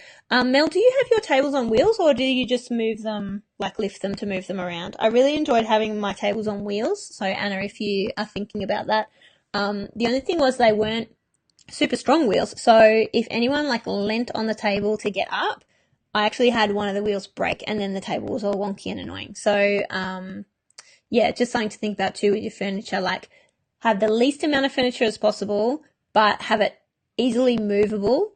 Trestle tables, so they're pretty easy to move. So you can have different configurations, because depending on what sort of class I was teaching at the time, like this image here, you can see it's in a U shape because I think this was the illustrator workshop maybe, and I wanted to be able to walk around and be able to see people close up, so I needed the U shape. But if it's just a workshop, then having all the tables together is easier, so having everything easy to move is really good. This was the bathroom. I missed the bathroom. Look at those cute hexagon tiles. It's like a little beehive. So good. Oh, it's so funny. I'm like, wow, I miss it. I don't miss it that much. Okay, more products again that like I'm pretty sure I had heaps of Mod Podge left over. I had heaps of scrapbooking stuff left over. Again, like not knowing your target market effectively, just knowing I like Project Life scrapbooking stuff. Like I love it, and there's not really that many places you can buy it in Canberra, so everyone will come and buy it from me. My target market who came in for workshops were not interested in scrapbooking at all. So you're just going to make sure that you're actually like offering stuff that the people that are coming in actually want. Oh my gosh. So I have to talk about this image here. So originally, the person who was my landlord was the builder, and he actually, then sold my unit to the woman who ran the shop next door, which was an alterations place. Loan, oh my gosh, she was the best landlord ever. She was so nice. She just brought me food randomly, like all the time. If she cooked it for her kids the day before, she'd come and bring it in to me, and she was so nice, and we would just chat all the time. She was so cool. The other thing, I forgot to mention about getting the spaces, you need a bank guarantee, which is, like a large sum of money. I think it's 10% of your owed. I don't even remember, but anyway, it was like $6,000 or $7,000, and that is then held by the bank, I think. I can't remember the exact logistics, but basically you got to, like, if you then change landlord or anything, then that bank guarantee has to go through this bit of a rigmarole. You got to wait on the bank. You got to go pick it up. You need the original copy, blah, blah, blah. So it's just an extra added little thing that's kind of annoying to have to deal with. But yeah, Luan was the best. I really liked having her as a landlord.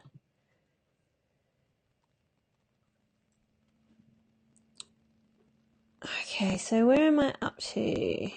I think I was quite pregnant by now. Yes, I think this was my last workshop as a very pregnant lady, before having my time off. So you can't really see, but it's like pretty massive there. And this was teaching a product photography workshop here.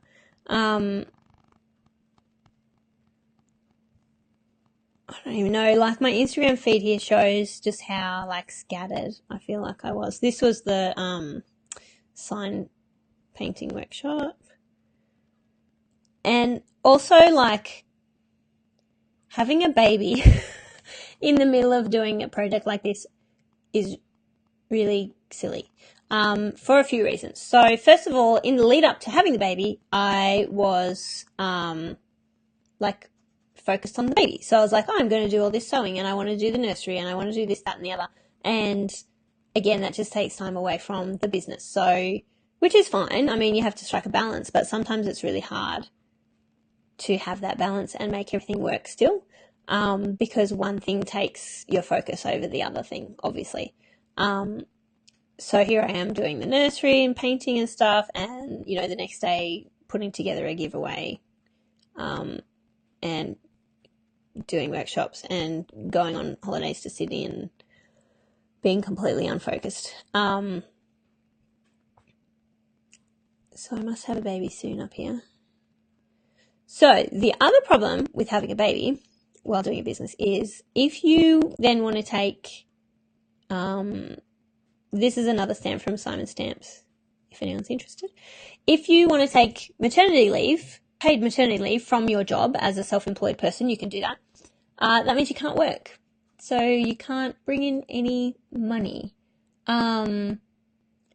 So I then couldn't really do much when I had Harriet for the first, however long it was, 12 or 14 weeks or something like that. And it's a bit like, it depends who you talk to, and don't take this advice as advice because I have no idea with Centrelink and whatnot, but you're not supposed to work. So you're not supposed to bring in any income from your business.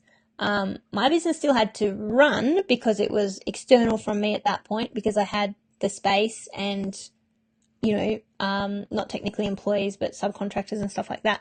So at that time, I couldn't bring in any money. So I couldn't do any workshops and I couldn't sell anything and I couldn't do any work, but I still had to pay the people that were running the space.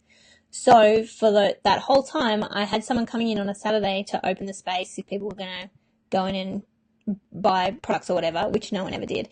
And I was paying her almost like $300 per shift, because I was paying, maybe it was per fortnight, I can't remember. But anyway, it was quite a lot for not bringing in any money. So again, this is where like the money is just going out. And also, like, I spent that time not necessarily making income, but thinking about the business. Like, how am I going to make this work? What else can we do? What sort of promotions can I run once I'm back at work?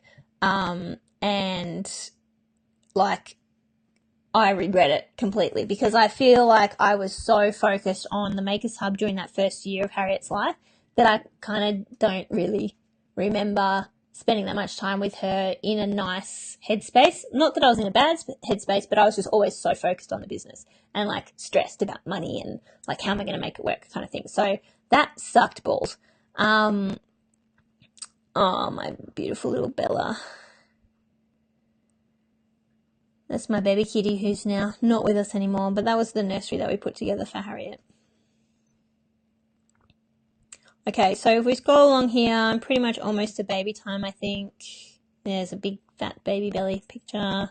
And again, still doing the bloody membership. So I'm doing these projects to try and put up every month for that $12 membership that was happening, plus blogging, plus having babies. There she was, cute little Bubba.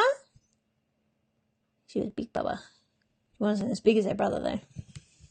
How long have we been going for? You guys have been sticking around for so long. Thank you so much. I know we're just chatting. It's nice. It's definitely not a quick chat today. It's a super long chat. Oh gosh, we've been going for an hour and a half already. It must be almost lunchtime. My goodness. Okay, let's get rolling. I've been fiddle-faddling too much.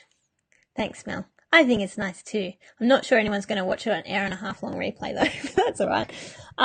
So yes, I had Harriet, and then like when she was a week old, she went back into hospital with what did she have? Viral meningitis. I was going to say meningococcal. That's not viral meningitis she had. And then this was me basically for the next however long, was taking her into the hub and like popping in, not working, not making money, but popping in and like putting posters up and stuff like that. It's very hard not to work when you have a business like that, like that kind of business. Eventually though, I got back to it and I could start working properly again. So we did, like more kits. I had more kits. I think this was around the time I stopped doing the Maker's Box, perhaps. And then I just had all those kits for sale. Again, they sold eventually, but they were really slow to sell because I wasn't marketing the space for people to actually come in and buy craft kits or products. I also wasn't open. Like, I was never open, which is really bad if you're a retail space. You need to be open for people to come in and buy stuff. So a lot of people were going past and like not knowing like what the purpose was or what they wanted to come in and get or anything like that. So yeah, if you're selling stuff, you need to be open regular hours every single week so people know when to pop in, because otherwise people are never going to pop in. And at this point, this is where I started doing the online workshop for Clever Foxes, which is the business course that I do. Now, I'd been teaching the business course like live basically ever since I did the Right Brain business plan thing myself. So I took what I learned. I went to a lot of like conferences and seminars and other business workshops and enrolled in other courses and took everything that I learned from like opening the hub and all that kind of thing and turned it into my own course. And then that's what I launched with the online course. Oh, someone's talking to me with a movie. I'm not going to watch it right now. And that's really where I wanted to be. That's the space I wanted to be in. But I had the hub like starting to hang over me. And I don't even remember how many emails I sent out to my instructors. Juliet, I'm sure I sent a couple to you. I'm not sure. But saying, we need to come up with ways to make this work because otherwise the hub's not going to keep running. And like we tried a couple different things and more workshops and like vouchers. Again, I did lots of branding. I did lots of like printed collateral. I don't know who I was expecting to give these out to. I still have thousands of them in my cupboard. Again, spending lots of money on delicious food. Oh my goodness, go away. Oh, that's my husband. Let's just turn my notifications off for a sec. I think it's a video of Harriet balleting. I'll look at it in a minute. Yeah, I bet you we're all a bit the same, aren't we? So then again, like I went to ProBlogger again and I met my like blogging hero, Heather Armstrong of Deuce, which was really cool. She helped Harriet. Harriet was a cutie patootie. Again though, like really expensive thing to go to, when I don't have much money. We started doing different kinds of workshops like flower crowns and stuff. And then more baby showers, focusing on, I keep saying focusing, and this is a complete lie because there was no focus to be had, but doing more like baby showers, parties, stuff like that. Still doing the DIY like craft stuff in the background as well. Now, this is the challenge that I mentioned before, the 30-day creative challenge that I started in whatever month it was. I have no idea. It would have been maybe, I don't know, middle of the year perhaps, maybe near the end of the year. And that was 30 days of, like craft tutorials for people to follow that were really quick, like super quick to do, and mostly just using stuff around the house. And it was insane to get that done. But now it's done and it just runs automatically. So if anyone wants to sign up to the 30-day creative challenge, you can do so on themakerscollective.com.au, and you'll get like email prompts every day for 30 days with a little activity for you to do to get your creative juices flowing. So it was really good, but it was like intense. I was like, oh yeah, I could do this every couple of months. No way. Like getting the, like doing them, photographing them, doing up the instructions was like crazy intense. This was the very last Maker's Box that I did, and it was so, like, I just got the branding right. It was so good. And then I decided that the box was going to be no longer. I had to start like streamlining the business because it was just getting too crazy. So I just ended up selling these in the Makers Hub. And we didn't do it as a subscription box. But then, oh no, my camera's turned off. I think my battery ran out. So we're switching now. Sorry, I just switched my camera. How do I switch my camera to me? Camera to this guy. Hi. Oh, it's a bit closer now. We able to look at you guys more now.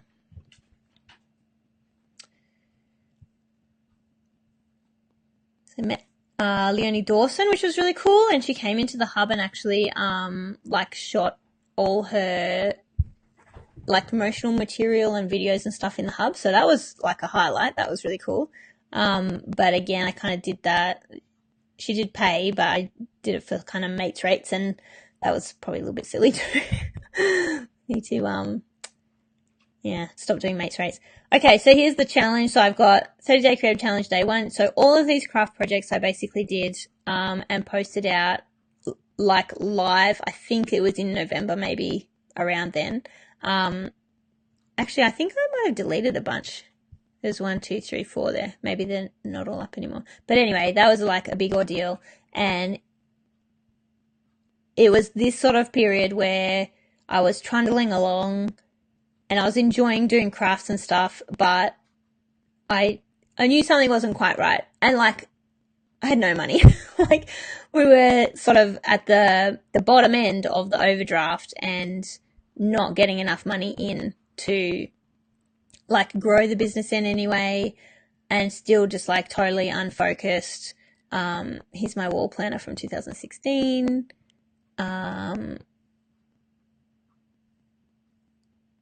Oh, she's so cute when she's little. And like, I just hardly like remember this. It was so hectic.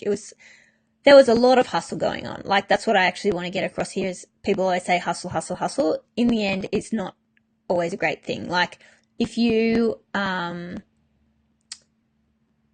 just hustling all the time, you're going to burn out, which is almost what I did, not quite, but also you're just going to regret missing the life stuff. And it doesn't always result in like anything good. It doesn't result in money. So, hustling is not always the right thing to do.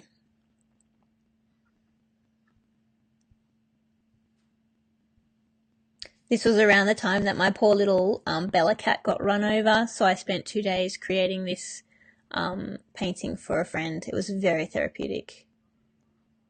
So I posted this, and I do post this one quite often, be the one who didn't give up, because I do think that in business, to succeed, you have to persist. But I guess the thing to know is when to persist and what to persist with. So I really felt that something had to give here. Like, there was just too much going on, and something had to give. So I think I can probably skip through this a little bit quickly. Oh, right. Okay. So this is the time. This is the time that I made the decision. I was in the shower and I was like, everything is just, crazy. I'm trying to streamline. I had already like done this, I think sort of earlier in the year of 2016, must have been. Yeah, 2016. I had done an activity, or not an activity, sorry, I'm sort of losing my train of thought because I've been talking for so long now. I had thought, okay, what am I doing? I'm doing too much stuff, right? So I'll streamline. And I wrote a whole post about it, and a big blog post titled, Why You Need to Focus Right Now. And it goes through like about how many things I was doing, how it was so crazy and it was exhausting and it was really dumb. So what I was going to streamline with, and I streamlined down to, I'm just going to focus on kids parties and thingo parties and blah. And so I still had the hub. I got rid of the makers boxes. I wasn't going to do the makers day for a while. And I was just going to do my online workshops and the hub. And so it was still like a lot of things. So it was funny. It's funny reading back over that post now because it's like, you're still crazy, lady. Like, you're still doing way too many things. But then I was in the shower one day and I'm like, the Makers Hub is great. If I only had 10 years to live, like if I was given some diagnosis and I literally had only 10 years to live, would I want to still be doing that for the next 10 years? And straight away I was like, no way. Like, yeah, it's fun doing it, but it's not my ideal job. It's not my like dream anymore. It's not what I want to be doing for the next 10 years. And it probably was my dream a couple of years before that, and that's fine, but it was time to pivot. So I was like, oh, okay. So I thought about it a bit more, and I took like maybe a couple of weeks, and I talked to a few different people, like husband and family and all that kind of thing. And I was like, okay, I'm going to stop. I'm going to close the hub. And I had this immediate sense of relief. I'm like, immediate. I was like, oh my God, a weight has lifted. I'm so happy. I'm so relieved. And I knew it was the right thing to do, like straight away. So I told my landlord, luckily at that point I was on a monthly lease. I wasn't locked into a yearly lease anymore.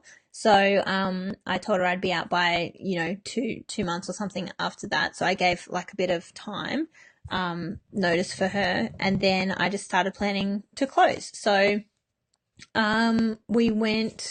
this was when Harriet was turning 1. I sort of started winding everything down, had like a sale to like sell everything off basically.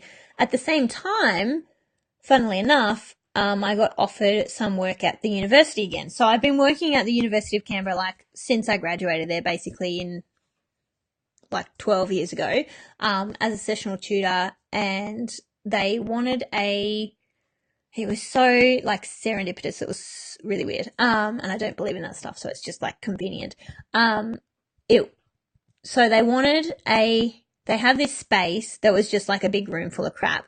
And they wanted someone to be manage that space. Because they used to have someone and then they didn't have someone for like 2 years and then they'd got a grant. So they're like, we need someone to come in and manage this space and make it like a design studio space that you manage. I'm like, can I bring all my stuff of my space that I'm closing and put it in the space, like for free storage, and the students can use it? And they're like, yes, that would be amazing. So we did all these negotiations, and basically I moved like the kiln and the letterpress and whatever else that I wanted to keep into that space at the uni, and it functioned as sort of like a mini makers hub for the next ever. Like everything's still there.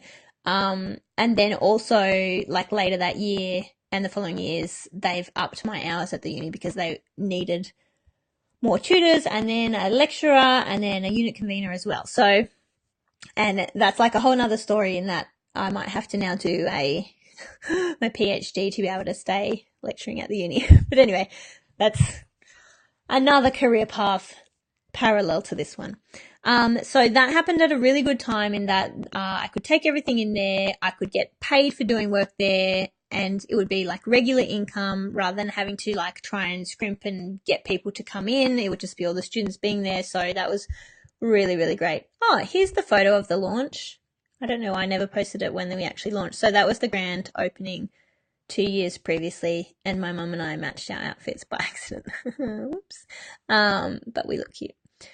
So yeah, then we went to Hawaii for a family holiday. Harriet turned 1, and then I basically closed everything up when we got back. Oh, she's so cute. So there should be some images. Yeah, so this is like sorting everything out. Oh my God, there was just so much stuff in there to get rid of then. I had a big sale. Everyone came, like the sale was crazy. There was like lines up the street out the door for people to buy stuff. It was amazing. Like I was pretty blown away by people wanting to grab a bargain. It was pretty good. Where are we? So that's still just packing things up. And this is so cute, Harriet in there helping me, being a little cutie. Again, like, I really miss that stage with her more than Rafi because I don't feel like I was really present at that time, which sucks. But that's what happens, I guess. So where are we? So these are the cute cookies that I got made from Lulu and Sis for our, like, closing ceremony type thing that I had with my parents and a couple of other people, like the people that I had, instructors and stuff that were there. This is us making good in the space. So basically when you leave a space as part of the lease, making good is basically taking it back to exactly how it was when you moved in. It's kind of like if you rent a house, you got to make it good again. Make it good. Like, the thing with a rental space is it means that if you've put anything on the wall, like electricity or a kitchen or stuff on the floor, you're supposed to remove those things. Like those things are supposed to be removed. What I negotiated when I first moved into this space was that the builder actually paid for this floor. I laid it, but he paid for the material. So that was part of it. So I wouldn't have to actually remove them afterwards. And then once Loan, my next door neighbor, was the landlord, I negotiated with her to leave obviously the kitchen because someone moving in would want a kitchen. Left the bathroom how it was with the like sink and everything there. I don't know if I ended up taking the mirror. I hope I did. I really like that mirror. But anyway, it's probably in my carport somewhere. Who knows? And I was supposed to, like, I had to paint all the walls and patch bits where everything that I had painted on the walls, those like script letters and everything, I had paint over. The problem being that the paint didn't really match that I got. So I took a little section of the wall off and took it into Bunnings and got it matched. But when I actually did the painting, you can see here, was not a match. I think actually no, I went over this first with normal like white paint that wasn't matched, and then I went over it with the paint that I had color matched, so it wasn't too bad in the end. I did leave all these lights here. They didn't care about those, but they did want me to take these mirrors off, but it got to the point where I didn't have a ladder anymore and I couldn't get up there to do it, and they just said, don't worry about it, just leave it, it's fine. I think though with most landlords, it wouldn't be fine. Because I had a good relationship with them and it was kind of like a private rental kind of thing, I was very, very lucky. Very lucky. I think with any other sort of commercial agreement, you would be, you would have to, you wouldn't be so lucky. You would really have to make it exactly as you found it, take everything off the walls, probably get rid of the lights, maybe not get rid of the lights, but, I'd have to get I left all these like light fixture things on and everything. I think I even left this table in there in the end. So, yeah, that's making good on a lease space. You have to make sure that it's all good again. So, keeping in mind that if you're doing a short lease, like of a year or less, you probably don't want to do anything in your fit out that is so like permanent that it's going to be hard to undo at the end. If you're planning to be there for a long, long time, go for it, because, it's just time and money that you'll have to spend later to undo it again. So yeah, then basically we were out of the space, and I was now working from home and from the university. And I really haven't looked back. Like, it's been so good. It's been frustrating in that, the transition out of having that commercial space into what I want to be doing, which is what I am doing now, which is, offering stuff through the Makers Academy. So lessons and courses teaching people how to strengthen their brand and grow their business and like make sure that their brand is really strong to avoid all those mistakes that I made. That's exactly what I want to be doing, but it's been frustrating in that I still have that debt. So I still have the debt from the hub, and paying it off has been really difficult, even with working at the university, because of the big, like the high interest that gets taken out each time, and also the fees that get taken out each time. And I have spoken to the bank, and I can, if I close it, I can turn it into a loan, and then I can pay the loan off with like money or whatever, with money, like with personal money. But it wasn't gonna be good, because I don't have a regular enough income to be able to do that yet. So regular cash flow, sorry, because as an entrepreneur, obviously, like, cash comes and goes, like it's not so super regular. So turning it into a loan, it would mean that the interest rate would be higher, I think. Anyway, I was going to be worse off, basically, because it was going to be quite a large payment each month that I wouldn't be able to make each time. So I'm sticking with the overdraft for now. You cannot use a personal loan to pay off a business loan, but it was funny because the guys at the bank were like, if you tell them you're doing that, they won't let you do it. And they were really kind of abstract about it. And I'm pretty sure what they were saying was, tell them that you're getting a loan to do your house, or like get extra money to do your house, and then just pay it off anyway. Like, they're not going to stop you from doing it. So, yeah, I don't know. Banks are weird. Try not to get a massive debt like me. Okay, so I'm seeing the comments here, but they're not coming up like properly. So let me see.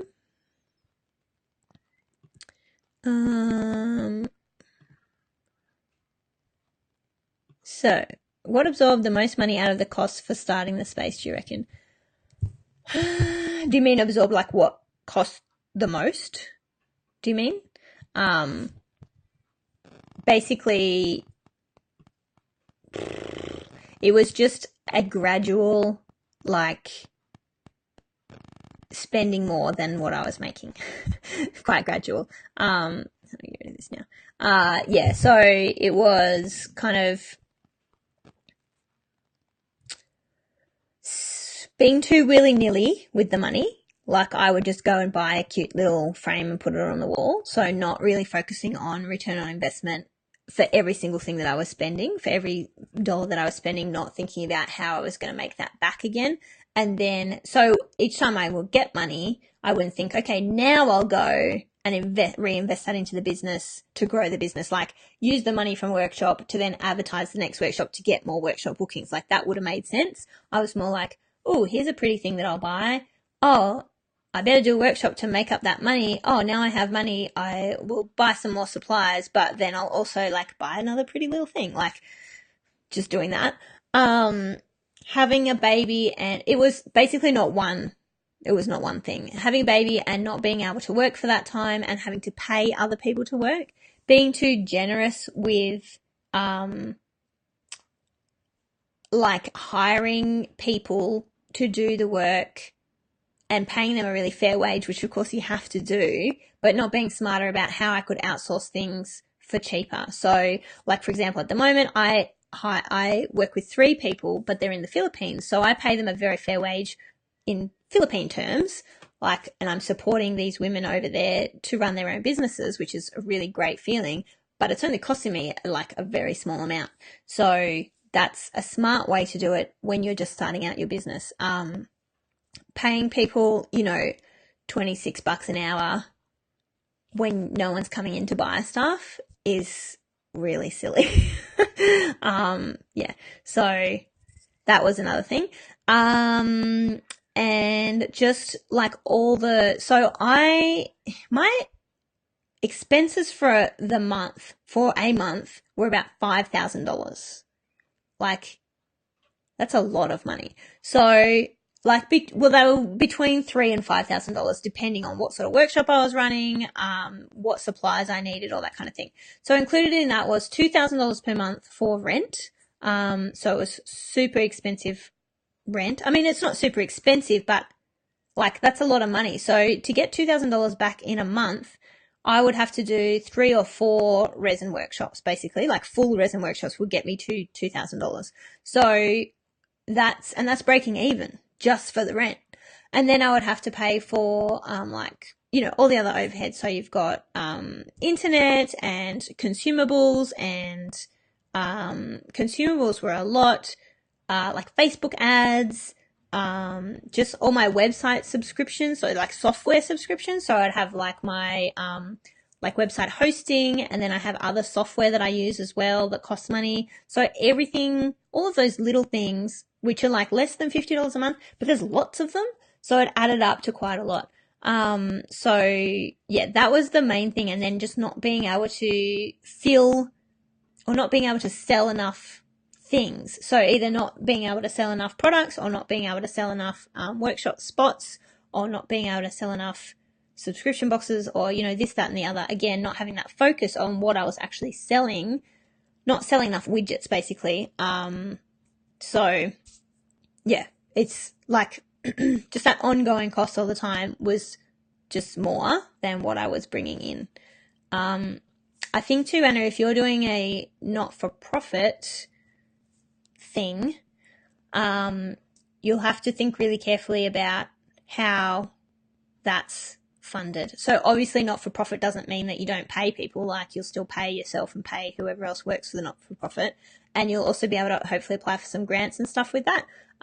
But you just have to figure out like how that works. And I think one of your other questions, Anna, was about like location in Canberra. The location of Macquarie was pretty good. Like, Jamison and Macquarie is quite central. Like, it's Belconnen, but it's so easy to get to. It's like literally 10 minutes from Civic up the Parkway. It's so close to everything. And I still had people say, no, it's too far away. Anyone south side, they won't travel. So you got to think about, those sort of niche spots. My comments are being annoying. I can't see the whole comment. I can only see the first line of it. Oh, here we go. I'm going to make this thing better. Oh yeah, and like shipping stuff out, cost stuff. Yeah, external financial support, definitely. And like where you're going to get that from, and yeah, and the super cheap rent deal. So that's what I was going to say too, because you were asking about like redevelopment. Like, Canberra's being redeveloped so fast that there's not really any old places to like rent out and all that kind of thing. Direct message. No, sorry. Is that in? I'm not actually on Facebook because it messes up my thing. I'm doing this through a different thing. Are you able to post them like one at a time in the in the comments here, please? Sorry. Oh, really? 30-second delay. God, that's so annoying. Sorry about that. I think because I do this through an external program, it's not always lined up because the sound is stupid. Sorry about that. Just don't look at my mouth and it'll be all right. So with redevelopment stuff, I mean, it's been a little while now since I went out into the commercial space world, so I don't know what's out there at the moment. I would say, rent's just high. Like, it's high everywhere. I would say the only way you're going to get somewhere that's cheap is to go somewhere like kind of obscure, like, Gold Creek area. But okay, cool. Only been like 5 minutes. Okay. Or what I would suggest is if you are going to open a space, do it with people. That's what I had a real struggle doing that because I like, not the power, but I like being in control. I want to be in charge and I want to make all the decisions. But I don't think that's a very smart way to do business in general. Excuse me. Especially if it's, sorry guys. Especially if it's something that costs a lot with rent. So if you look at, the two different models that I would suggest, would be like a collective. So Trove is a really good example. They're a collective and they all pay a certain amount each week or whatever for their space in the shop. That's a shop, obviously. It's not a co-working space, but they all pay. So they're kind of all responsible. And I think, there's a core number of them or whatever that are on the lease or something. It's not just one person that's like bearing the burden of it. And I think that would work really well for a co-working space. So get like 4 minimum people together who are on the lease, who are like part of it. And then you can get other people in to pay their like weekly or monthly fee or whatever for a desk or a space or a shelf or whatever. But I would say just not having one singular person that's responsible for it would be the best idea, because then at least you're cutting that cost down by 3/4, right? So if you were going to get a space that's $2,000 a month, if you're with 3 other people, it's immediately $500 a month. So, and it also like relieves the burden of trying to, like all of the jobs that you have to do and thinking up ways of how you're going to bring that income back in. So maybe one person is responsible for the co-working people, and then one person is responsible for like managing those people, and then one person's responsible for doing like the advertising to get more people in, that kind of thing. So that's what I would do for a co-working space. And let me see, I might be able to get to your questions from my phone.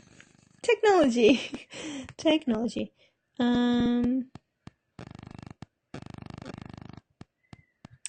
Sorry, one sec, guys. Oh my goodness, that's not the right one. Oh, ew. Oh. No, I can't get to your question. Sorry, Anna. Okay, what are the current offerings? I'm going to put them up on the screen because, again, I can't see the whole thing. Technology sucks. What are the current offerings for makers, spaces, shared studios specifically missing for Canberra's local creative community? So you've got places like the like Belconnen Arts Centre. You can rent spaces there and do workshops and all that kind of thing. You've got like Lavender Art Studios, so they do specific art stuff. There's lots of little like niche people doing stuff out of their like garages and stuff like that. And yeah, so you just have to do a little bit of research into what's currently available, because I haven't looked recently about what's around. But I think what's missing, because there's a lot of like co-working spaces like Watso and Good Work Canberra in Braddon, but they're not creative art spaces. So you can't like go and make a mess. It's like a desk where you like do work. The Arts and Gorman at Gorman House offers like sort of officey creative area, and I think they're quite affordable too, so look at the prices of those to sort of compare. But I think, yeah, I'd say what's missing is like a big room with like 4 or 5 big tables where you can go and like paint and people can go in. It's kind of like if you had somewhere like the Glassworks where people go in and use everything, and I don't know if like a membership basis will be better than like a per like day or something. It's hard to know because there's been a lot of co-working spaces that have opened and closed, and I don't know why they've closed. So you might want to contact people from like this studio and stuff, not the photography one, but the other one. But anyway, like Rob and Nikki from this studio is the photography one. They might have some good advice because they closed their studio recently. But also there's another one that wasn't this studio. It was like this something, and it was a co-working space in Mitchell maybe. And I don't know if they're still around or not. So contact people like that and just see just fire off a couple of questions via email and see what their experiences have been. No worries, Beck. Thanks for hanging around for almost 2 hours.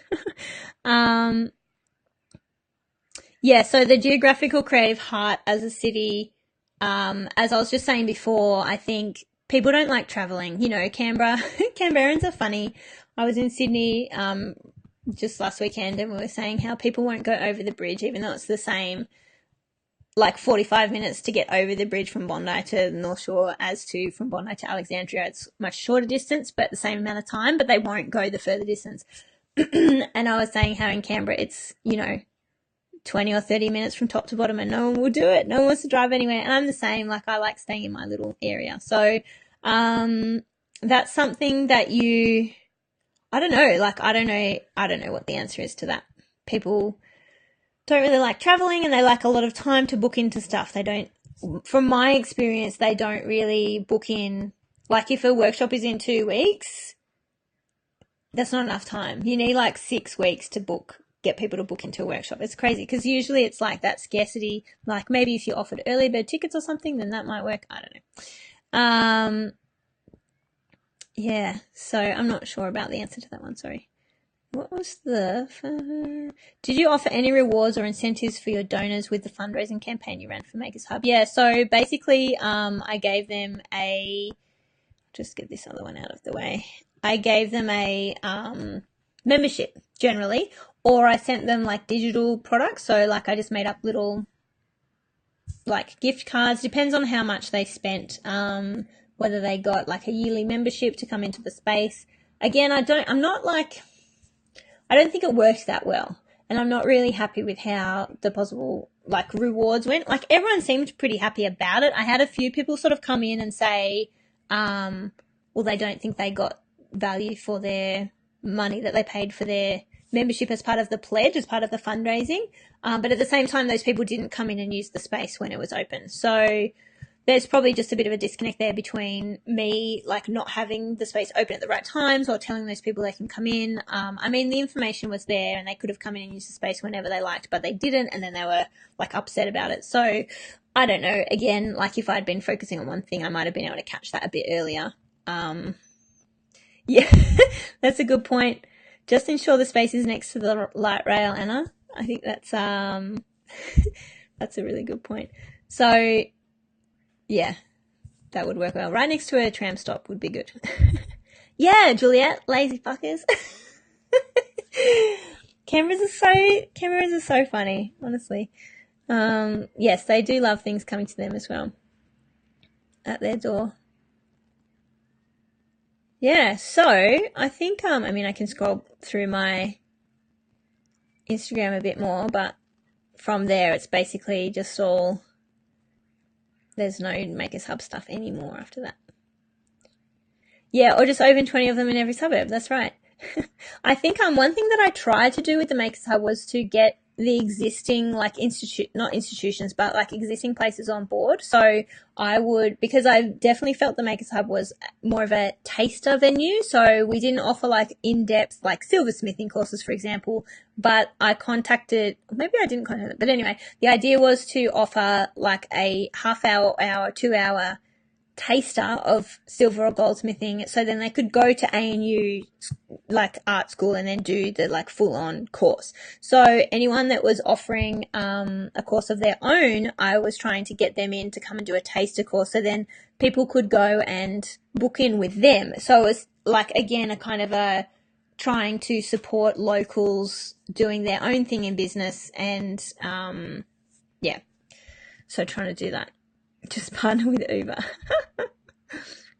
I'm sure you could work something out with someone. It's all about how you position it. But yeah, so I definitely do lots of research around what's already available in Canberra and try to complement that somehow instead of compete with it, because we don't really have the numbers in Canberra to compete in that sense. It would be better to complement somehow and work with them and trying to get like their audience and your audience and working together. So yeah. Okay guys, so we've been going for over 2 hours now, which is crazy long. This is going to be the most epically non-watched replay in the history of Facebook Lives and YouTube. But that's okay. So if you have any other questions, let me know, but I am going to hop off soon because I need to get some lunch before I go and pick up Rafi from school. So, yeah, I guess just lastly, I was going to talk about my mum is actually converting her garage into a studio. And so this is, sorry, just to jump back, that's Good Work Canberra, which is a really nice co-working space, but it's, yeah, it's like officey. It's not arty. Like you don't do art there.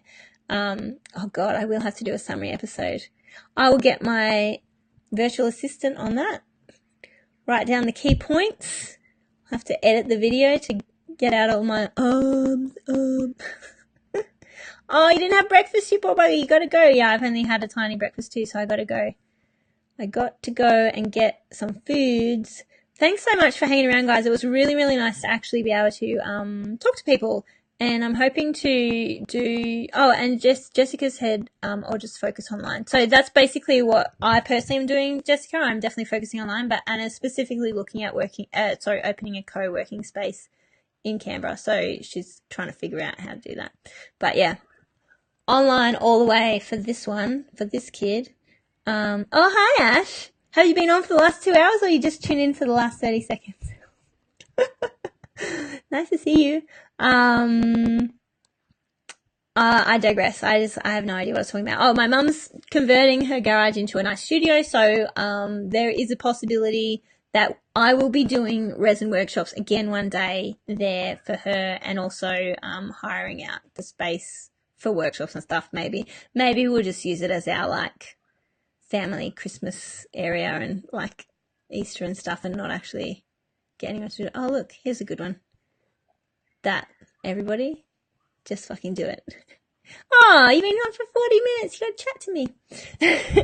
Okay, so, yeah, thanks so much for hanging around, guys. This was definitely a long one, but it was really nice to talk to you all. If anyone wants to do that 30-day challenge that I mentioned, then you can just jump onto themakerscollective.com.au, and I'll link to that in the comments. It's fun. It's really fun just to get your, like, it's really quick. Everything's less than 10 minutes. You just do one a day. You gather all your supplies at the beginning of the month, or beginning of the 30 days. And just to get, get your hands moving. It's really simple tasks. Oh, yay. Mum says she'll even have a roof next week. That's very exciting. Are you sure? End of next week? That sounds soon. I have to go take some more photos. Yeah. So that's it. I'm really bad at signing off on these things. Like, yeah. Oh, what have you linked to, Juliet? What's that? And also, if anyone wants to start their business, I think all you guys in here are pretty much like you're in business already, so you don't really need extra help perhaps. But for anyone watching this on the replay, or anyone just lingering in the background who hasn't been commenting, be sure to check out the Makers Academy, which is themakers.academy, because I do like a whole suite of courses in there that will help you make sure that you have everything solid. Usually if something's not working in your business, it's because one of your core strengths is being let down. So, the GIF, I don't know, Facebook is weird. GIFs don't work all the time. It usually means that one of your core strengths are sort of lacking. So like either your product or your communication with your customers, or your like website area, or your communication is like a big one.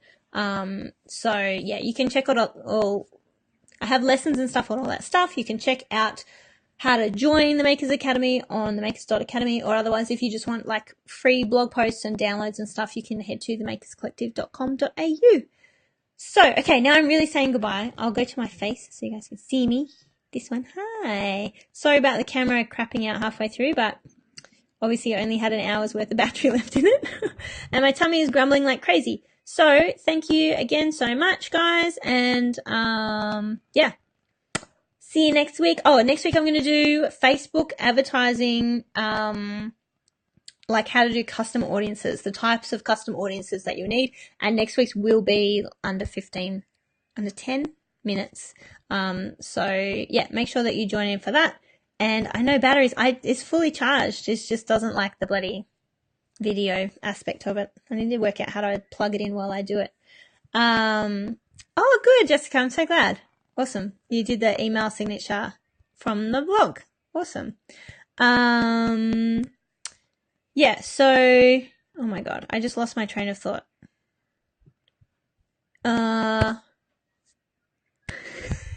Next week we're doing Facebook. Tune in for that. Oh, so if you know anyone that would watch a 2.5-hour video of me talking about my experience with the commercial space and blabbing on about how I wasted all my money, make sure that you share this with your friends and like it and blah blah whatever.